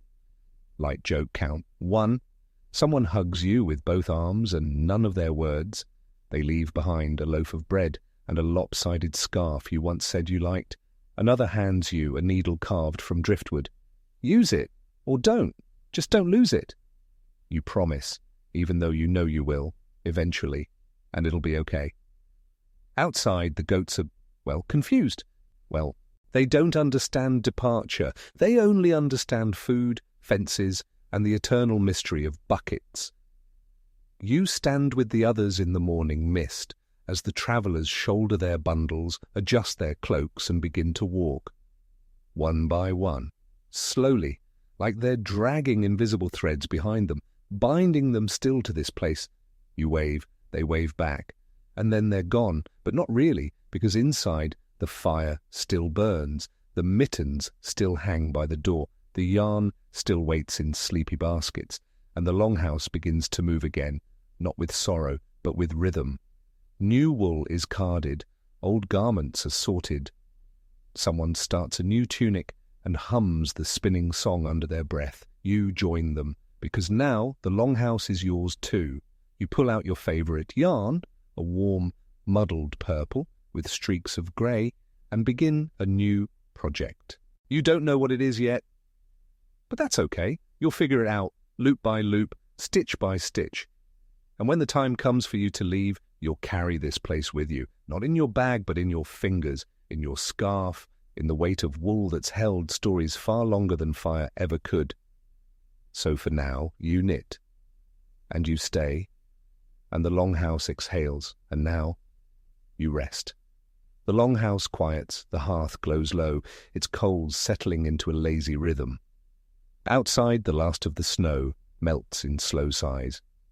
Water trickles off the roof, tracing familiar paths down the beams, whispering goodnight to moss and stone. The bundles are gone.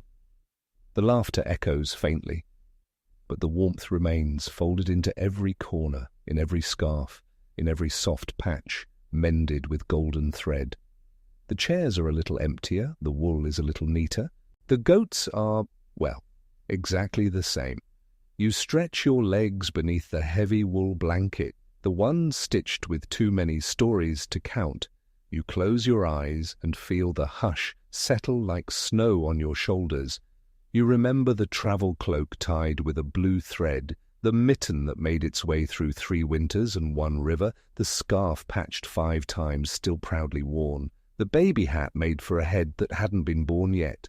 They're not just wool, they're echoes. And you're part of it now, so let yourself drift. Let the longhouse wrap around you one last time. Let the quiet become your breath. Let the threads hold you where words never could. You are safe, you are home, you are warm. Sleep now, traveller. The story will still be here when you wake.